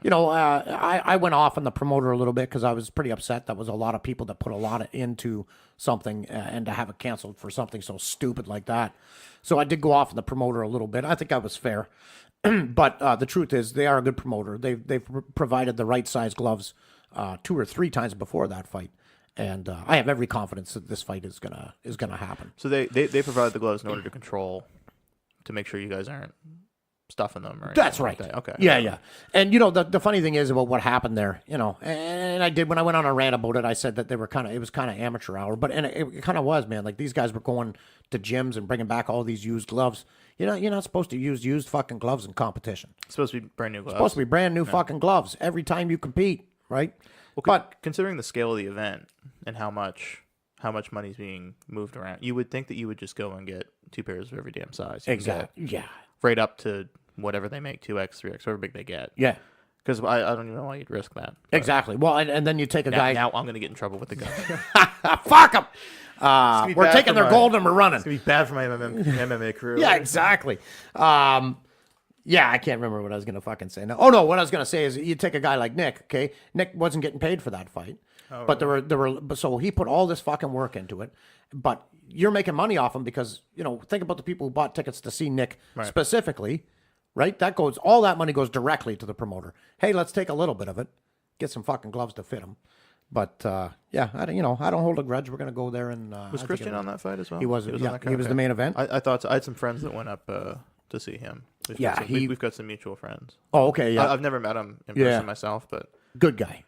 I imagine that's the case. Yeah, good guy. But That's all I've he, ever heard is that he's a good guy. yeah, he competed for the vacant welterweight title. He was the middleweight champ of that organization. Okay. And he was competing for the welterweight strap, which he won. 170? Yeah, 170. Yeah, and he won. Doctor stoppage. Man, he landed some beautiful elbows that cut up a big he fucking seems gash. pretty talented, eh? He's very talented. He seems like he's Particularly on the doing well with ground. The this. only thing about Christian is he's a little chinny in spots. yeah. Yeah, he's a little chinny. He got dropped in this fight. when they did exchange on the feet, it was not going well for him. As a trainer, is there anything you can do for that? Yeah, there is. Yeah. Punch him in the head a lot, or what do you? Well, his strategy is always get it to the ground, which is smart. Sure. But yeah, I mean, obviously you can tighten up his defense. I would suggest he do a lot more hard sparring because, your chin is almost like a callus. It's kind of a weird thing because it's a callus that you can build up, but if you get hit too many times, then you start to decline. It starts to get worse. Okay. It's a tough thing to put your finger on because it's an intangible. So the smart move is defending it in the first place. Defending it in the first place and making your game plan, ground centric. Sure. And one thing you really can do though to really help it is keep your cardio as high as possible, because if your cardio is super high, your ability to bounce back from it is much greater. Okay. Right? So you could get hit, dropped, but you could come back from it much quicker if you're in good shape. Right? If you see guys get knocked out right quick, and it happens a lot in heavyweights. You see a lot of fat heavyweights get knocked out quickly. They don't have the cardio to come back from it. If Roy Nelson dropped to 205, Yeah. which is where he should be, Yeah. he would, because he knocks guys out at 265. Oh, yeah. Would it translate? Larger men, Absolutely. than he. Oh, yeah. Men who are meant to be that size. Big motherfuckers. And he's carrying extra weight. That's just the fact of it. Yeah. He could go down to a 205 class probably. Yeah. And if he still had that power, like you say, if it translates, Historically. if he stayed that strong, Yeah. I mean, he'd be toward the top of the class. Oh, for sure. Anyone he touches, right? without a doubt. Yeah. But, you don't know what the hell it would do to him, right? Like, he doesn't have to worry about cutting weight, so he's always at his highest energy level. I mean, obviously, he and his trainer have made the decision that he's fighting where he should be fighting. Right? I mean, smarter people than me, Sure. in terms of the fight game, have made the decision to keep him there. Yeah. So there must be something. And the funny thing is, it's pretty rare that Roy would lose a fight based on cardio. For the way he looks, he's got great cardio. Yeah. And, I talk about this every now and again. I'm not sure I'm a giant believer in strength and conditioning when it comes to cardio. I really feel cardio, a huge component of it, is heart. It's just the willingness to push through being tired. You're going to get fucking tired. Sure. Right? Yeah. You're doing, and you can train to get better at that. But I think ultimately, look at a guy like Connor, right? A lot of people say he's got shit cardio. I say it's heart. When the fight gets tough, all of a sudden his cardio is a problem. I think it's hard, And then, I know for me, when I was boxing, competing, and I was in the gym every day, I was still smoking. Right? Oh, really? Not great for your cardio. Don't imagine. And I wasn't doing the amount of cardio that guys at the gym were doing. Like, I wasn't skipping for fucking 16 rounds and all this stuff. I was in it. I wanted to hit people and get hit. Sure. I wasn't in it for the training. And I could go more rounds than anybody in the fucking gym. Now, I might have to pause halfway through and go out for a smoke, but when I come back, I've got more cardio, and that's been the way through my entire coaching, teaching. A few times in this camp, I've jumped in cold, right? Like I'm coaching, but now I want to get in here. I got to show some stuff. I want to put some heat on Nick because not enough people are giving him enough pressure. I jump in cold, and I can do it all fucking night. You and I could grapple. I could go fucking 2-3 hours. Just having not done any cardio, refusing to stop. Just refusing to stop. I think a lot of it is fucking heart, and that's what makes me happy about Nick. He's heart for fucking days. I mean, the thing is, for the most part, in most situations, your body will do it. Yeah, it doesn't want to. Yeah, but it'll do it. Yeah, if you can get your mind to convince it to do it. Yeah, man. It's all fucking mental, right? Fight game is 95% mental, if not a higher percentage than that. You fuck around with the MMA. You like to watch the MMA. I do from time to time. Not as much as I'd like. I'd really like to be more on top of it. Yeah. But yeah, I watch it from time to time. We should have got you into our fantasy. I never even thought about you. We got the Mux put together this UFC fantasy. Okay, league. right on. Yeah, it's been a lot of fun so far. That's tough because there's not a season. There's not a season. No, so it's not like it ends and then you can. It ends at the end of the year, so we're doing points for a year. Okay, keep me in mind for 2020 then. Absolutely, I'll bone up on my. I'll try to catch more fights here. And yeah, well, it forces you to, right? It's damn near every week now. It is right now. There wasn't one last night. This is a 2-week break that's been pretty rare in UFC schedule lately. Yeah, it's hard to keep up on it, man. Even for a guy that's so immersed in it myself.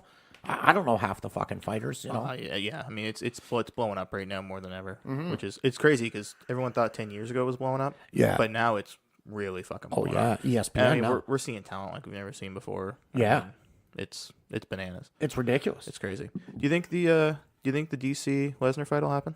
I do. You do? Yeah, I do. The more I see Brock in WWE, the more I believe it because he's looking terrible. Well, I mean, just as a, what he's supposed to look like for his role with that company, he's the big monster. I've noticed he's not that fucking monster anymore. So I don't follow WWE, but I am friends with Travis on Facebook. Yeah, so well, then you do. I see posts and stuff here and there, and I'm always interested. I'm fascinated by physique. Sure. I think it's super interesting. Yeah, me too. From bodybuilding to wrestling to fighting, and like Connor, and he seems like he has a shallow chest to me. Yeah, But absolutely. Yeah, great shoulders though. seems great shoulders. Great shoulders. Makes it work. I don't know. But it seems to me like the aesthetic for wrestling has actually dropped a little bit. Oh, big time. Not a little bit. Fucking big time. 'Cause when and I that's was- my big complaint with the product nowadays. When I was a kid, I had cousins that were into it. Yeah. Like older cousins that Sure. were into it. And I remember all these guys looked so insane. Yeah. They came, in like the early 2000s and stuff. They were guys that you looked at them on TV and you knew if you saw them in public, they could do whatever they wanted to Absolutely. you. You would never think, just enormous. And now, Yeah. like aside from Cena, who's maintaining he looks great. Yeah, he's still a monster. There's a lot few of them- monsters. a lot Braun of them Strowman, have dropped a little bit in terms of what they look, in terms of maintaining. And really, the aesthetic's a big part of it, right? Because it's For me, it always was, man. But I grew up in that era of monsters, right? King Kong Bundy, Andre the Giant, Big John Studd, even Hulkamania. Man, like Hulk was a giant fucking man, dude, in his man. prime? Giant fucking dude. Yeah. unbelievable. Yeah. And but even the smaller guys like a Macho Man Randy Savage would be in those days he would have been considered like a cruiserweight At, almost. like, And what, he was like a fucking 210? and he was a monster. Maybe 220, something like that. But he was a goddamn monster. He was fucking bodied up. And now you don't have to be. That was such a fun fucking era. That was the era, for baby. lady- like but I love like- the Attitude Era as well. Sure, but you know. but not just wrestling. But you look at wrestling, and like in the late '80s, right? Yeah. You had wrestling. You had the movies, right? You had Stallone. You had Schwarzenegger. Yeah. You had Jean-Claude Van Damme. Yeah, Have you ever seen Over the Top? of course. Holy Of course. shit! Yeah. What a garbage going film, but I down. fucking love it. Oh, 'Cause it's absolutely. oil and it's bites and it's these Yeah. big, and it was such a thing at the time, Yeah. right? I think your buddy Mitch is starting to get a little excited if he's listening Such to a this show. maybe if I might have to look into myself here a little bit, but but it was interesting because it was just such a thing at the time and it was so mainstream. Well, I think the big difference is, in the 80s and to a degree in the 90s, you mentioned Over the Top, which is kind of what everything was. It was larger than life. Yeah, the that's a damn entertainment good was point. larger than life. Now the entertainment is so skewed to, so that everyone can relate to it. I don't know, man. It's fucking goofy now. I want to see those great big giant. Absolutely. That's why people go to the circus, and that's why people got into pro wrestling to begin with. Now you look at guys. I look at half that roster. I know I can fucking whip them in real life. What's the point? Right. I want the monsters. But even our action stars, Yeah. we've gone to Jason Statham, right? We've Jason gone Statham. from yeah. but even like And I mean, he's ripped even and further than stuff. that. Right. You got Jason Bourne, right? Matt Damon.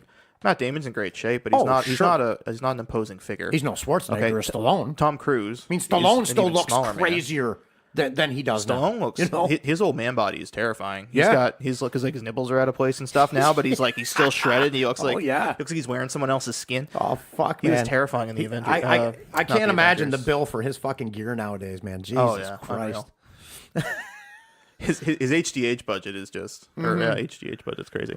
Yeah, but it's gotta be. even our action stars have gotten smaller and more athletic, and things are faster, with the exception of like The Rock and guys Yeah. like that. But it's just Even interesting. comedy, man. Look at comedy. Like you had Dice Clay back then. You had Kinnison and Loud. stuff. You know what I mean? Yeah. And then you look at it now, and we got fucking Hannah Gatsby. Yeah, well, It's yeah. fucking, Yeah, that's a different issue, I suppose. But Yeah, still, sure. but I think MMA fits into that though, because a lot of those guys and a lot of the popular classes are guys that are middleweights and welterweights and light heavyweights and stuff. Yeah. So I think the look of people that we think of as badass has moved more from bulky and big and showy To fit. to fit Yeah. and ready and athletic. Yeah. Which is, I mean, fine, but it just doesn't It's fine have for the same, MMA. It just doesn't have the same look on screen, right? Yeah, it's fine for MMA. Although, I miss those old days of the early UFCs when you didn't know what kind of monster was going to come down that aisle. You didn't know anybody's names, right, when it started.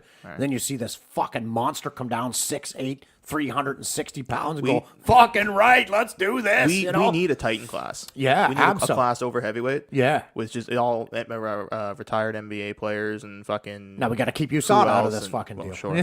I mean, yeah, absolutely. Yeah. 60-second rounds. Yes. Keep the heart attacks to a minimum. Yeah. And just let them rip. Oh, I'd love to see that kind of thing. Yeah, man.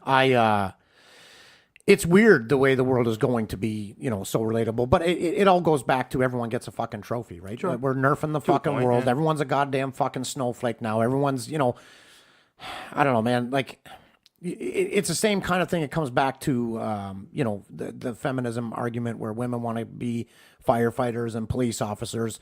And, if you're in that kind of shape, then yes. But now what the world's doing, to get into the military, to get into policing and firefighting and stuff, they're lowering the bar of the physical requirements so that these people can do it. Well, what happens when they're out in the fucking field and they have to do those things that the requirements were there, for in the beginning?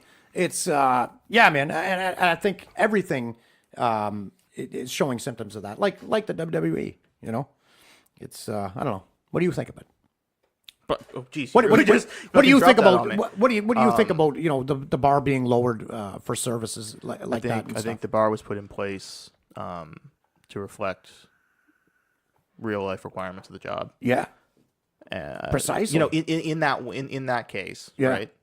I think, I think let's just say you're going to be a police officer. The time may come for you to scale a chain link fence. Yeah. Right? If the movies are correct, you're going to have to be able to do it. Right. Yeah. I mean, otherwise you can't do your job. I'm calling it inclusion madness. Everyone's just, oh no, we all have to be able to do everything. I watched a video the other day, and it was a bunch of obese women, okay? And they were talking about how upset they were because they're not being represented in magazines and in fashion and all this, right? Same old fucking story. And so what they did is they said, okay, we're going to take these pick out your favorite ad from a fashion magazine, and we're going to recreate it with you in it. So here they're taking, this fucking supermodel, right? And they're going, okay, you can be this supermodel. We're going to dress you up exactly. You're going to pose the same way, and we're going to snap that pic, and you can be a model too. Man, listen, I can't be a fucking model. We can't all be everything, right? There are goddamn limitations, and the world has forgotten all about that because everyone wants to include everybody in everything. That's not the way it is. It's called natural selection, right? You're obese. You don't get to be in those fucking magazines. I'm sorry, you don't. Chris, you're not going to be in Men's Fitness. No, probably neither am I. But I'm getting the call before you, I think. A little bit, yeah. A little bit. It depends how these next few months go. This is true. This is true. The dogs are barking up the tree. To be honest, that shit doesn't matter anyways, man. Yeah. It's all just made up. Who fucking cares? Yeah. I mean, who gives a shit who's wearing the clothes in the mag? You know what I mean? Like when you talked about having a job to do. Yeah. Right? And a physical job to do, there's physical requirements. That makes sense. But yeah.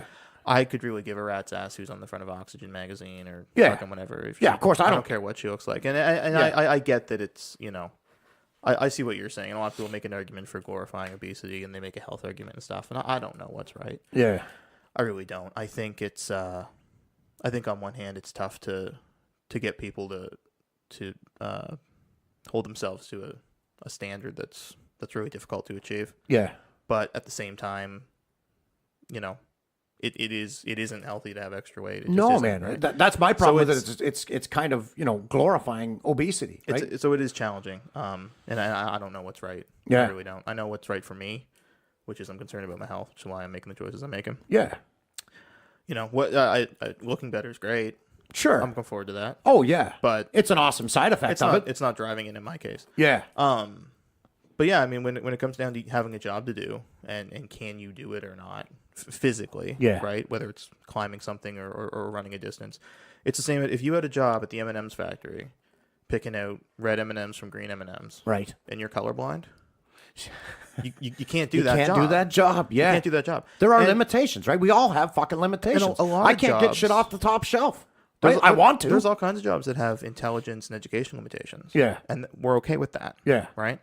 But physical is something that people are taking a stance on. Yeah.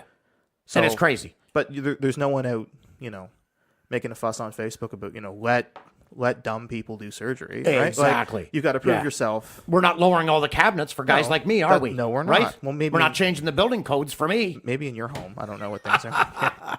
No, they're not. You know what? I still gotta jump. If I I gotta were jump. I showed up for the listeners. I showed up at 8:30. Now Mark comes storming out of the bedroom and starts cutting into poor Jamie. She was trying to make him a hot chocolate, do something nice for him, speed up his morning. She fucked it up though, didn't she? didn't In my do it to defense, she your fucked it up a little standards. bit. Yeah. If I were her, Yes. I'd put that fucking Keurig right on top of the fridge, and you'd have hot chocolate when you apologize. I would. Yeah, bud. Well, if you were her, you wouldn't be fucking sitting down for long periods today. So don't you fucking worry about that.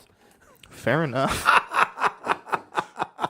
But you're right. She should be doing those things to get me back. you You know. know, I'm hard on her. Yeah, that's all in fun. Yeah, yeah. How's your wife doing? Are you guys gonna have dude. kids? What's going on here? So we're actually it's a technicality, but just for clarity, we aren't married at the moment. Oh, okay. But you're But common law. like we're Are you common good- law, and I typically don't correct people, but just we're in a public Yeah, thing right. like this, and Sure. and it doesn't bother me when people refer to her like that at all. Yeah, 'cause we yeah. are. But And you do and want to am keep your serious options about it. open. So Wow, I just you never know things happen. that's right. You get that fucking beach body, you know. Man, things have never been better. Yeah. It's Oh, that's really- great. I made a decision probably 18 months ago. I started noticing that there were certain people around me, and you're actually one of them yourself, and Brian Giles is someone else that comes to mind. And Right. just people that kind of have these lives where they're content, they're legitimately content, and they've set up a life where things are for them. I mean, everyone's got struggles, but for the most part, the biggest things in their life are things that they're happy with. Yeah. Brian's got a property that he loves, Yeah. and a wife that he's very much in love with. Yeah. And this New baby this miracle coming. baby and Yeah. the second miracle baby, right? Yeah, that they yeah. Just, I and he call, I just- call it the Nesbitt baby.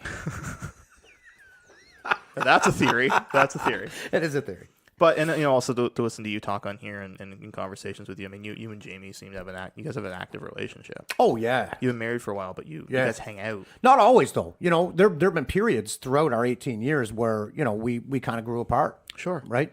But that's what happens when you spend time with that much time with somebody. But you guys have an active relationship where you take part in each other's lives and you have separate lives too. You do your fight camp and sometimes you come to comedy stuff on your own and she goes and does her thing. But you talk about having nights where you guys just stay in and watch a movie and hang out and you seem like you're in a marriage where you guys are happy with each other. Yeah, right? we enjoy each other's company. And you have a teenage son who talks to you. Yeah. Which is rare. Yeah. You're maintaining a rare. relationship with your son and you've got this house that you're in love with and a Yeah. property that you're in love with and the biggest things in your life seem to be in order. Yeah. Right. Yeah. And I wanted to strive for that Yeah. because that to me I see people that are in relationships they're not happy with but they're comfortable Yeah. and I see people And it's hard to leave, man. yeah And they see then you people had kids. in living situations where they're overstretched maybe they're making payments on something that they can't afford or they're doing whatever. I just see people with lives that they're not entirely happy with. The big things, right? Right. And yeah, I wanted to chase that same situation. I want things to be peaceful. The big things. Right? Fuck yeah, man. It's We set up- gotta be so peaceful. we bought this house. We were living uptown, and we were perfectly happy living uptown. We had a nice Right. little apartment. Yep. We had friends uptown. We had friends across the street. Sure. And but just always kind of passively checking out real estate, right? Something Yep. I wanted to do eventually. Sure. And we really fell in love with this place. It's Yeah. a 98-year-old house. The property's crazy cool. Like I say, it looks right across the bridge. Yeah. The falls are right there. It's a great street. It's a great street. Yeah, especially if It you're was on your side quiet. of the street. Yeah, it was Yeah. quiet. And we fell in love with the character of the house. Not a big house, not Yeah. a fancy house, Sure. but just so much life had been lived there. Yeah. You know? Yep. And you can feel the history in the walls or something like that. Well, and usually when you walk into a house, you have a certain feeling. Right? Yeah, when you're looking for a place, you have a certain feeling. we walked in and we were home. You Yeah, know, it exactly. really did feel that way. Yep, and yep. And so we made that jump, and it's like I say, it's not fancy. It wasn't terribly expensive, but it's ours, and we're happy. Yeah. And she's that way for me. Yeah. I figured out during my single phase that if I was going to get anything done, I had to go out and do it my goddamn self. Sure. So the online dating, I'm wittier than I am good looking. Yeah. So loud bars. I have to agree. I have to agree with you. Loud bars and Tinder don't work well for me. Yeah. So I was at Grannon's with a friend, and he was talking to these people he knew that I didn't know. and I was buzzed and I was bored, and I woke up and I'd been dating this other girl for about 6 weeks, right? So Right. new, but Sure. so I woke But over. getting and there's old. This, there's this table. Getting old. Well, no, but I just mean like we weren't crazy serious, but like we Yeah. were. So I look over and there's this table of girls and they're all kind of like looking at their phones and stuff, and they just seem bored. Right. I was like, well, we can't have that. Yeah, sure. So I went gotta go over and entertain I them. sat down and I started playing the name game, which is something I came up with that I love very much, which is you ask a young lady her name. Right. And a lot of names, male or female, can be spelled multiple ways. Sure. Right. So Sarah's, Megan's, Kristen, Chelsea, Kelsey, or they've all got multiple spellings. Sure, of course. So then your option is, so in this case it was Sarah, right? So is it H is or no it with H? or without an H? Sure. Right. So she's got an H. Well, of course there's an H. That's how Yeah. it should be spelled, right? What's with these bitches that don't have H's? What do you want an H for? If she doesn't have an H, why would you need an H? The H is silent. We don't need silent letters around here. H stands for ho. Good thing you don't have an H, Yes. right? Right. So we, and It's a good bit. Kind of broke. So my buddy looks over and I've got this table and we're chatting, right? I'm kind of making them. But like I said, I was dating this girl, right? So Sarah and I kind of connected, and then I didn't see her for 6 or 7 months. Right. We just kind of had. Oh, shit. We went back to our separate lives, right? Yeah, right. No numbers exchanged or anything. I was a good boy, behaved myself, Right. and I broke up with this other girl, and I was out at O'Leary's with the same friend, and I was in the quiet part of the bar because again, better wittier than I am good looking. Sure. So the dance floor doesn't work for me, but up where John does Uptown Comedy Deluxe, Yeah. relatively quiet. Yeah, it's a can good get some, spot. Yeah, I can get some chatting in. Sure. And I ordered a drink, and I turned around, and she was right there, Oh, nice. and there was just no doubt. I immediately started talking to her. That's fate, baby. I had to. Yeah. I had to. There Did was she no, remember you? Yeah, Of course. acted like she didn't. Oh, did she At- now? at first. Oh, playing cool But first, the eh? problem was, she had a friend there that had been there the other night. Right. She came over and she's like, "Oh my god, we were just talking about you." Yeah. And she got busted. Ah, yes. But same thing, man. Felt like home, yeah, and it's good, man. It's Yeah. really good. It's easy. that's fantastic. It's man. easy, and Yeah. it's not easy in that kind of dispassionate way. Because there's the couples that don't fight, and they don't fight because they don't care enough they don't to fight. give a shit about Right. each other. Yeah, It's not that. It's a lot of communication and a lot of it's work, you know, man. just- it is. yeah. It is work. If you want to be, I strive for happiness, right? No, Right, whatever absolutely. that fucking looks like. I can't have drama in my life. Can't be fucking fighting No, and I'm the arguing. same way. I can't live in a shithole. You know, there I have standards, and it's all about just being happy.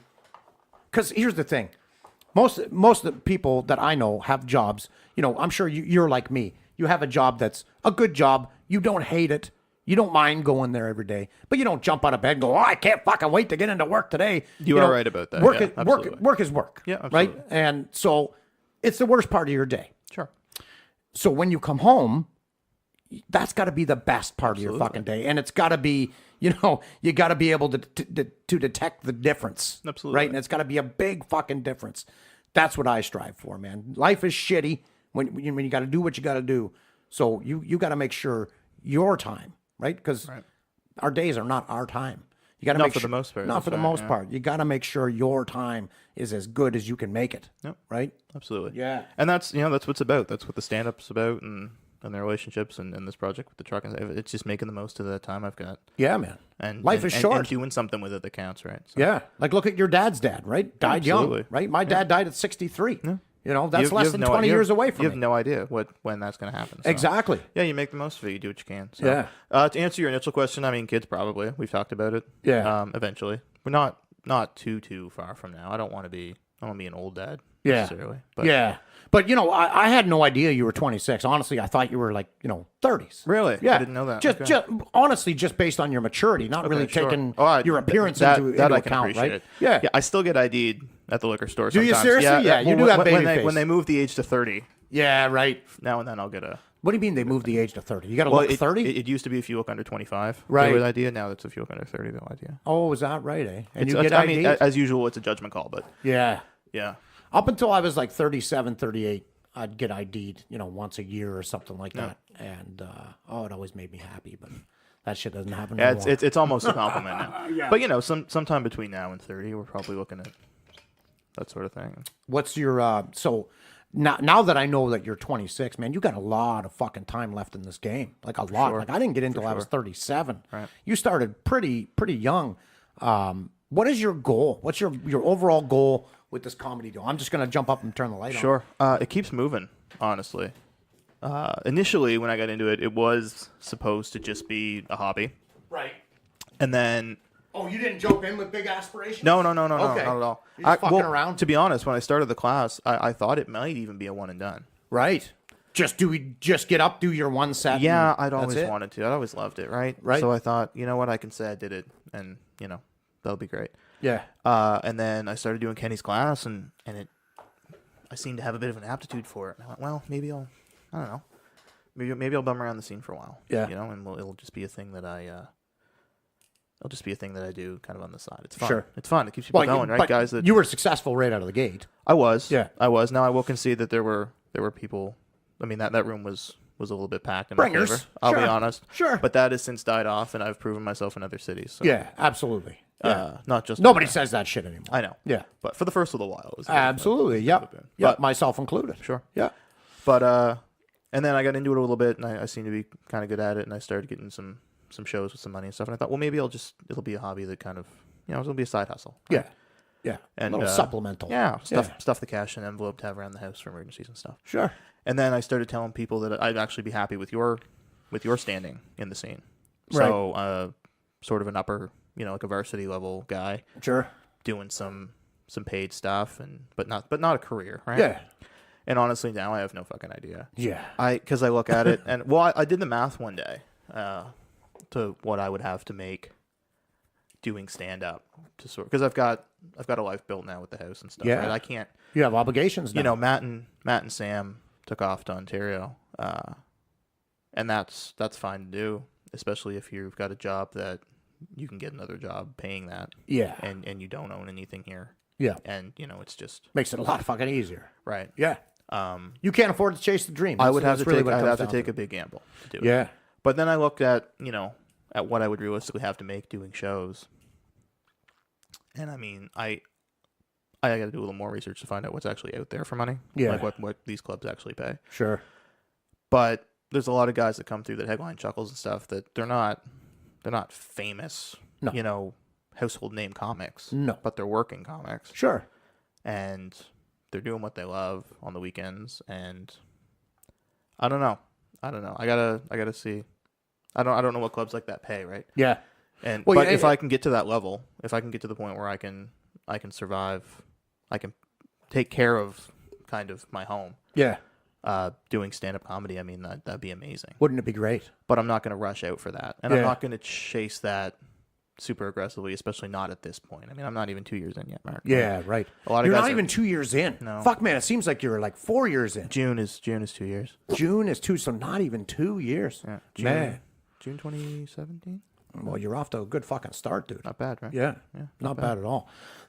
Yeah, man. It's, I look at a guy like Mike Dambra, right? One of the best in the country. I mean, he can just, when you bring Mike Dambra, he's going to fucking slay, and his calendar is booked up pretty solid. And he lives in an apartment with a roommate, no vehicle. Right. It's sure he's doing what he loves for a living. But he doesn't have the kind of quality of life I have, not even close. Right. And that's, if I could, like I Yeah. say, look after my home and take care of my things, Yeah. doing stand up, I would love to. But I don't know if that's feasible. Well, maybe it's not feasible right now. Right. Right. But there are guys that are living, here and in Halifax and stuff that are making a living off comedy. Enough so that they seem Content, all right. at Yeah, they least. seem Yeah. content. Yeah. So I don't know. We'll see. Like I say, Yeah. I'm in no rush. It's a balance, right? You got to say, okay, what am I willing to do without Right. to do what I love? Right. Right. Well, and how much is And that answer is different for everybody. that's right. Yeah. At one time, at 2016, I was willing to do without, to have that career. That's changed a lot since then. Yeah. For me, Yeah. Yeah. But man, it's awesome here in New Brunswick because if you're a decent comic, you can get booked pretty often. Oh, yeah. And make decent fucking money on the side. This has been a great side hustle. I mean, Yeah. it really. I bought a lawn tractor last fall with stand-up money. Nice.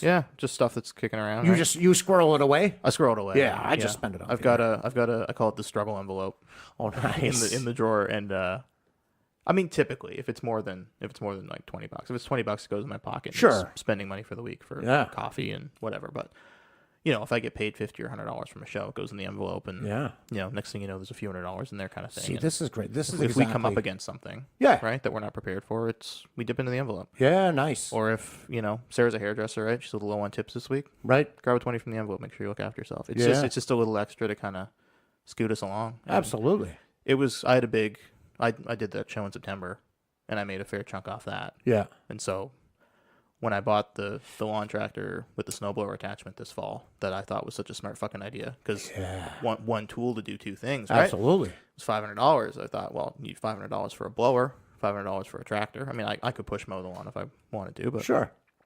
you know, I figured, shit, $500 take care of both.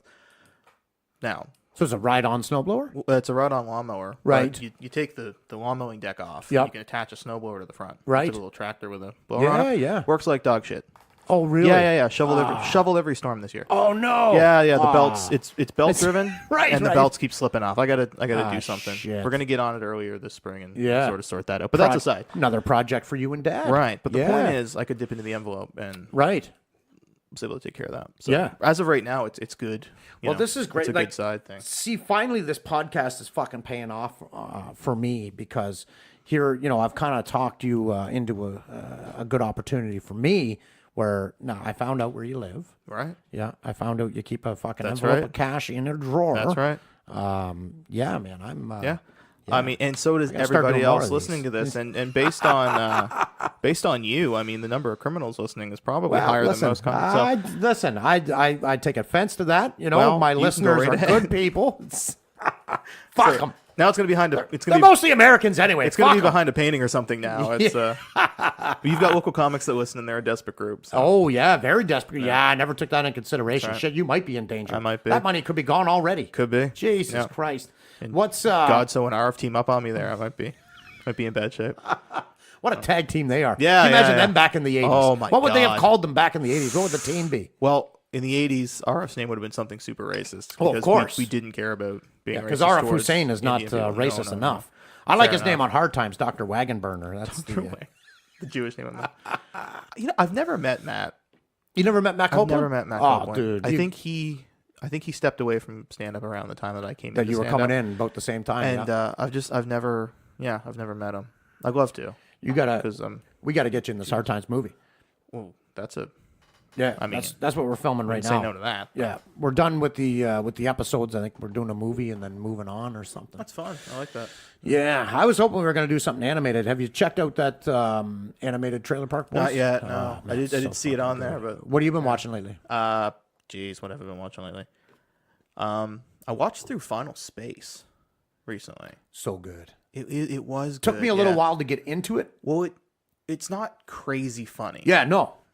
It's like semi-dramatic, but it's goddamn beautiful. Yeah, so good. There were several times where I'd pause a scene and just kind of stare at it for a minute, because some of those scenes where he's floating in space and stuff are just beautiful. Yeah. So that was really good. The cookies. The cookies. The cookies. Yeah, that's a great series. Yeah. Kevin is a fantastic. Yeah. Fuck yeah. Watching Riverdale with the girlfriend. Oh, okay. Yeah, we are doing that. Yeah. That's bullshit. It I is was some so bullshit. I It was is so some- angry. Did you check it out at all? Well, I grew up with the Archie comics, man. I did too, actually. I used to get love them at the them. grocery store when I was a Yeah, kid, exactly. I fucking love them. I got most of mine from flea markets. You know, the old man Sure, dragged me sure. to flea markets, and you know, you get a fucking 25 of them for Yeah. 10 cents. So going into that show, I was expecting it to be a little nostalgic.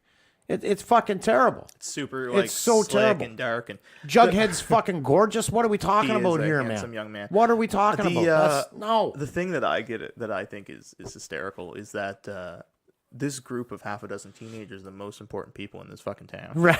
They make all the decisions. They Sure. hold all the cards. They're Oh, do they? They're running the fucking Yeah, town? oh, yeah, they're treated like adults. They've got, and like the reality is they're 16 or 17, right? Right. Like, go to your room, stop, trying to take down the local gang. Like, just Yeah. relax, right? Yeah, you're grounded. But no, they're the most They're important running people in shit. the entire city. They're running it.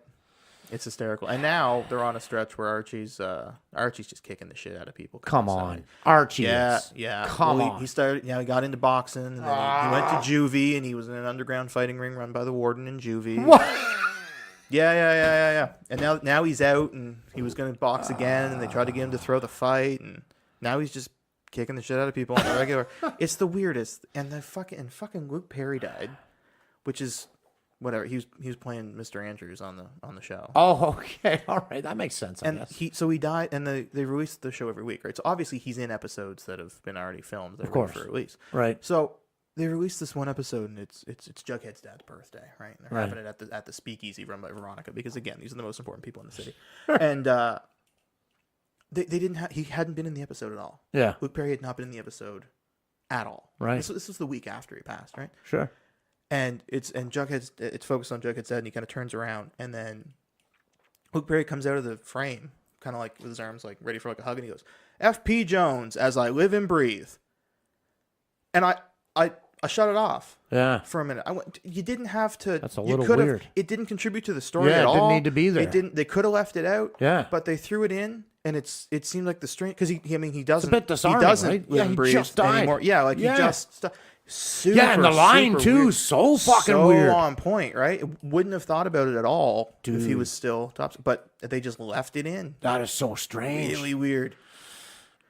That's cool, though. I like that But yeah, story. no, watching through that. I hate that they've, I this is a good time for me because a lot of things from my childhood are coming back, and it's very cool, especially the animated series.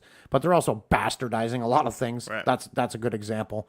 It was too over the top for me. Jughead was too beautiful. No, as soon as I agree. saw It the is over Jughead the character, top. It is very over the top. I was out. You know, I mean, the only resemblance it has to the comics are the names. Absolutely. Yeah, Really, absolutely. You know, it's a it's a little depressing. It's also really perverse, to be honest, that they took something that was a pretty innocent comic series, Yeah. and have just twisted it into this Dark. It's all drugs and Oh, really? sex and murder, and it's very Yeah. very dark. You know, Yeah. they've sort of Seems like a college girl kind of show. a little bit. Are they into like more than one season? Yeah, they're on Fuck. they're on season 3. Oh, that's depressing. I know. Yeah, that's very depressing. But it's something we watch together, and we do spend most of our time. We'll watch through and we'll pause it, and we'll joke about we'll kind of roast the whatever just happened. or Sure, something, yeah. or like Yeah. the kind of thing. We make fun of. So it you as much watch as it a we little bit ironically. A little bit ironically, Yeah. yeah. But it's like a thing. She's very funny. Is the secret, Right. And she's written some lines actually that I've used on stage. Well, that's why you guys are so happy. It's true. Yeah. So we sit on the couch and sort of kick this show around and stuff. That's cool. I'm trying to think what the hell else. I'm trying to think of what I watch when she's not around. Do you watch Archer? Yes. Good. I just watched through Paradise Island. Paradise Island? Was that what it was called? Paradise Island. I don't know. It's the newest one where he's. Dreamland? No, it's after No, Dreamland. After Dreamland. Okay, I'm still on Dreamland. He's a. Okay. yeah. Okay. Yeah, I think I'm still He's on. a retired World War II fighter pilot in this one. Oh, I'm on episode 2. Okay, I'm on okay, episode okay. 2. Yeah. I won't. But it was great. Yeah. And And the I- animation is getting so fucking crazy too, man. Unreal. Yeah. I also love what they did with Pam. Yeah. Yeah. Man, who's your favorite character on the show? I don't know. See, it changes. Mine's Barry. It changes. Barry? I love Barry. I fucking do love Barry. I want him to lose every love time, Barry. but I fucking love Barry. On this season, I think it's Krieger as the bird. Mm-hmm. Because he flies in and drops the line, and Yeah. they smack him around or whatever. Which, as an Good call. animated thing, is fun. Yeah. Yeah. But they really focused on the Archer Pam relationship. Yeah. For this season, and I like that they've just sort of done away with any sort of continued story. Yeah. Like like through the seasons, Yeah. right? Like, why not have Archer Dreamland? Different shit, man. Yeah, you Why gotta come not? up with different shit, right? Yeah. Or it gets fucking Yeah. stale. Look at The Simpsons, Make it right? whatever you want. 25 seasons. Pretty much all the fucking same. Well, the problem is then it just relies on it's all joke writing, Yeah. and story writing, right? Yeah. Where this is you're putting them in a different environment, and so it's kind of all fresh again. Right? Yeah, exactly. So if he's in a coma, we can do this as many times as we want. right? Yeah. New seasons, new environments, new time frames. Yeah. It's whatever. The H. John Benjamin, man, he's got such a fucking great voice for fantastic. cartoons. Yeah. That crossover little thing they did with Bob's Burgers in That one of the was seasons. Excellent. So cool. Yeah, that was It's why I avoided Archer for the longest time because I love Bob's Burgers. And when I first started watching Archer, I could not have him have that voice. I you know? went the other way. You did? I You- started with Archer first, Oh, okay. and then I watched through Bob's Burgers. And All it was- right. It was also weird, but it was weird the other way. Sure. And now I've somehow been able to separate them in my brain. Yeah. It's the same voice, but they are two different people. Yeah, you get there eventually. I think it's the attitude that he That's- brings to yeah. the two different. Absolutely. It's the same voice, but it's clearly two different characters. Yeah, absolutely. Yeah. It's interesting that you went the other way around. Yeah, My boy tried to get me to watch Archer forever. And I'd watch one or two with him, and I was, I'm kind of out, you know. But I'm all the way in on Archer now. I fucking such a great show. Calling their company ISIS turned out not to work out. That was no one could have guessed that. No That was one. really You couldn't strange. have predicted that. You know, that's how you know we're living in a simulation, Chris. The girlfriend and I were watching a show called Happy Endings. It was this sitcom that ran for 3 seasons. It's just a fun kind of fluff sitcom. We watch a couple episodes in the evening before bed, kind of thing, right? Sure. And it Lighter fare. You got to have lighter fare right absolutely, before bed, absolutely. right? But Yeah. like it's pretty good jokes and the characters are decent and stuff. Right. And it's older, so it took place between I think 2011 and 2014, somewhere around there. Right. And they've made a couple references now that have turned out. So there was I can't remember why, but one of the characters made a reference to Hamilton, the guy that they eventually made the musical about in the States. There's a big musical right now called Hamilton. Oh, okay. All right. I thought you meant the pig on Tiny Toons. No, a super popular musical. Right. And it was like an obscure character from American history. Sure. So they made the reference intending for it to be obscure. Yeah, right. But watching it now. Yeah, where Hamilton's so popular. Right. Yeah, So a ton yeah. of people would know that. Like it's just weird that the world sort of Caught flipped up out to on it. them. Yeah. It's happened a couple times. It's strange. Yeah. The simulation theory is starting to There's wonder. a lot of man. evidence. Starting to wonder. There's a There lot is. of fucking evidence. There is. Yeah. Yeah. I mean, that what you described sounds like serendipity. A little bit, yeah. But serendipity seems to be a lot more fucking common nowadays. And I don't want to point my finger at CERN, but just it seems like since CERN, I mean, things got weird. They Things did got get really fucking weird weird. around that time. think of talking about things getting weird. What I don't get out to the shows very much nowadays. What's the scene look like right now? What's the scene? Well, our local scene here? What's it? Yep. There must be a lot of fucking new people because I'm not recognizing anybody. there's definitely some new people, and there's some people that I don't recognize. To be completely honest, there's people. Still? Really? We just haven't made it to the same shows. Yeah. I'm struggling to make it out to shows that I'm not on. Right. You know, life is busy. Sure. I still try to, but like I say, I'm struggling a little bit. I mean, right now for strong people, the ones that jump to mind, Jason Goptel is strong right now. Yeah. He's good. Enough that he's got me worried a little bit. To be Nice. honest. Yeah, That's good. he's Yeah. There's some strong guys coming out of Moncton. Brian Otter and Evan Steves are kicking Absolutely. ass. Yeah. I keep hearing those two names over and over. Yeah. I keep hearing Guptill over and over. Losing Matt and Sam was big for like the middle, for guys doing middle spots around here. Yeah. That was a big hit. Absolutely. Those guys were doing a lot. Yeah. Matt was putting on a lot Matt of was fucking putting on a lot shows, of man. shows. He's making up opportunities for people for sure. Absolutely. But no, we do have some new people. Austin Hill's actually doing pretty good right now, I think. I too. love Austin. Yeah, I like Austin. Yeah. I like Austin. And how's it going at the Five and Dime? Pretty well. Yeah. Although last time I was there, this kid Josh Thompson was doing his second set. I think that's his name. And Yeah, I've heard his name a couple He times. did well, but he had kind of like a Chris Hovey bringer situation going on. Oh, okay. So the crowd was pretty strong, but it was a good portion was his family. Yeah, right. Which is always a little bit bad for the other comics. Absolutely. Yeah, makes it tough. Pulled them in a little bit when I do my my legalized prostitution joke. When I say you can get local imported light or dark, and I'm going to say you can get a stout, and I hold my hand low to indicate a sort of short, broad woman. Sure. Instead, his two, I don't know if it was aunts or a grandmother and her friend or a grandmother and a lover or whatever it was. Or Right. two old women that, I don't know, mows lawn. I don't know what it was. But there were these two old birds right in front. Right. And instead of doing the stout thing, I went, or something finely aged, and gestured toward them. Nice. Yeah. And that was kind of when they really jumped into, okay, let's, Yeah, we're behind this guy now. Yeah. Yeah. But he wasn't bad. He was pretty good. I liked him. I'd like to see, I would say his premises were good. Yes. His punchlines will come. In time. His punchlines were decent, but Yeah. I think he can do more, and I think more will come. Yeah. But, But the Five and Dime as a show, as a venue, are you going into the bar and the bar is just operating as is, or is it shut down for like a comedy show? no, it's like prepped for a comedy show. Nice. Yeah, Okay. yeah. Well, that's good. The news. same way McGill's would be for a Laughter Dark. Yeah, or right. anything like that. Yeah. And there was a fair crowd of people that weren't Josh's family too. Yeah. I think it'll be a good venue. It's a nice place. What about this Crickets deal? What do you think about this Crickets deal? I don't know which way's up. Yeah. So they're doing the Broken Sync show. I haven't seen any sort of. There's been no. Hey, we're opening. And the Broken Sync. This is Neil and Glenn's Neil thing? and Glenn, and then they fill it in with Eric Payne. other comics. Oh, So okay, all right. This one is Shand and son of a bitch. I can't think of the other person. She is a son of a bitch. But it's Neil and Glenn and Shand, and there's somebody, somebody else else. that I can't think of right now. Yeah, But right. they're doing a show toward the end of the month there, but there's been no like, hey guys, we're opening, or like, come see our fucking or opening night comedy show. There's been none of that. I Yeah, don't know. right. They've already had a show there. Have they? Yeah, they've I already had had a no soft. idea. Yeah, they already had a soft open. That's crazy. yeah. And This guy's got a bad reputation for not paying comics. really, Yeah. I didn't know that. Yeah. Okay. Real bad reputation. Well, they're doing so. A while back, there was buzz that they were going to do a stand-up competition. yes, I heard about The that. winner of which would be flown to Thunder Bay to compete against their comics. Yeah, and like 10 grand in cash or something. $4,000 was the. I think it's 10 total. Right. Okay. Maybe, but yeah. $4,000 is the first prize. goes to the But they so then Wednesday, they one of the I don't know if he's a booker or how he's involved, but a guy related to crickets, Yeah. not the owner, someone else, jumped on the New Brunswick stand up Facebook page and was like, "Hey guys, competition's next Wednesday. Next Wednesday. Yeah, Just hey, this have is- 30 minutes. Let us know if you want in." have 30 minutes. You see, here's the way they break it out. It doesn't sound like 30, but when you break it out, you go up and do 5, Right.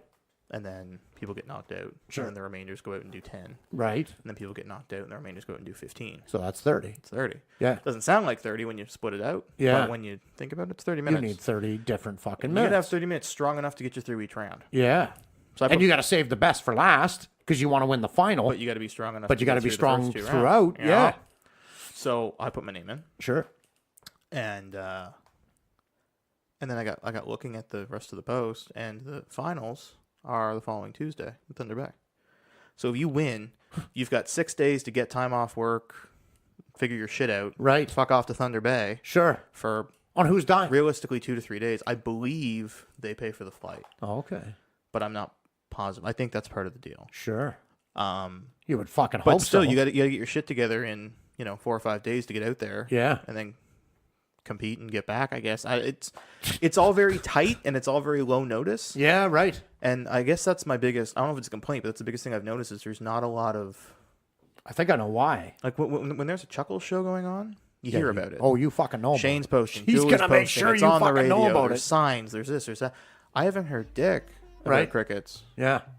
I think what I'm hearing from, kind of the underground is that there is a cease and desist on that property. Chuckles Comedy, like what used to be Yuck Yucks. Sorry, not Chuckles. What used to be Yuck Yucks, there's a cease and desist order that no one can put any comedy shows in there for 2 years after Yucks closes, right? There was a non-compete clause, not just signed by, Barnes when he opened the franchise, but also the location, right? So I'm assuming Historica, Okay. right? Barnes is involved on some level. I Yeah. don't know if he's managing or booking or what, but he's involved on some level. Yeah, right. What was the fucking other thing I was going to say about this? It seemed important at the time. But yeah, I hear there's a non-compete clause. Oh, I don't know if it's a show. What do you mean? This competition.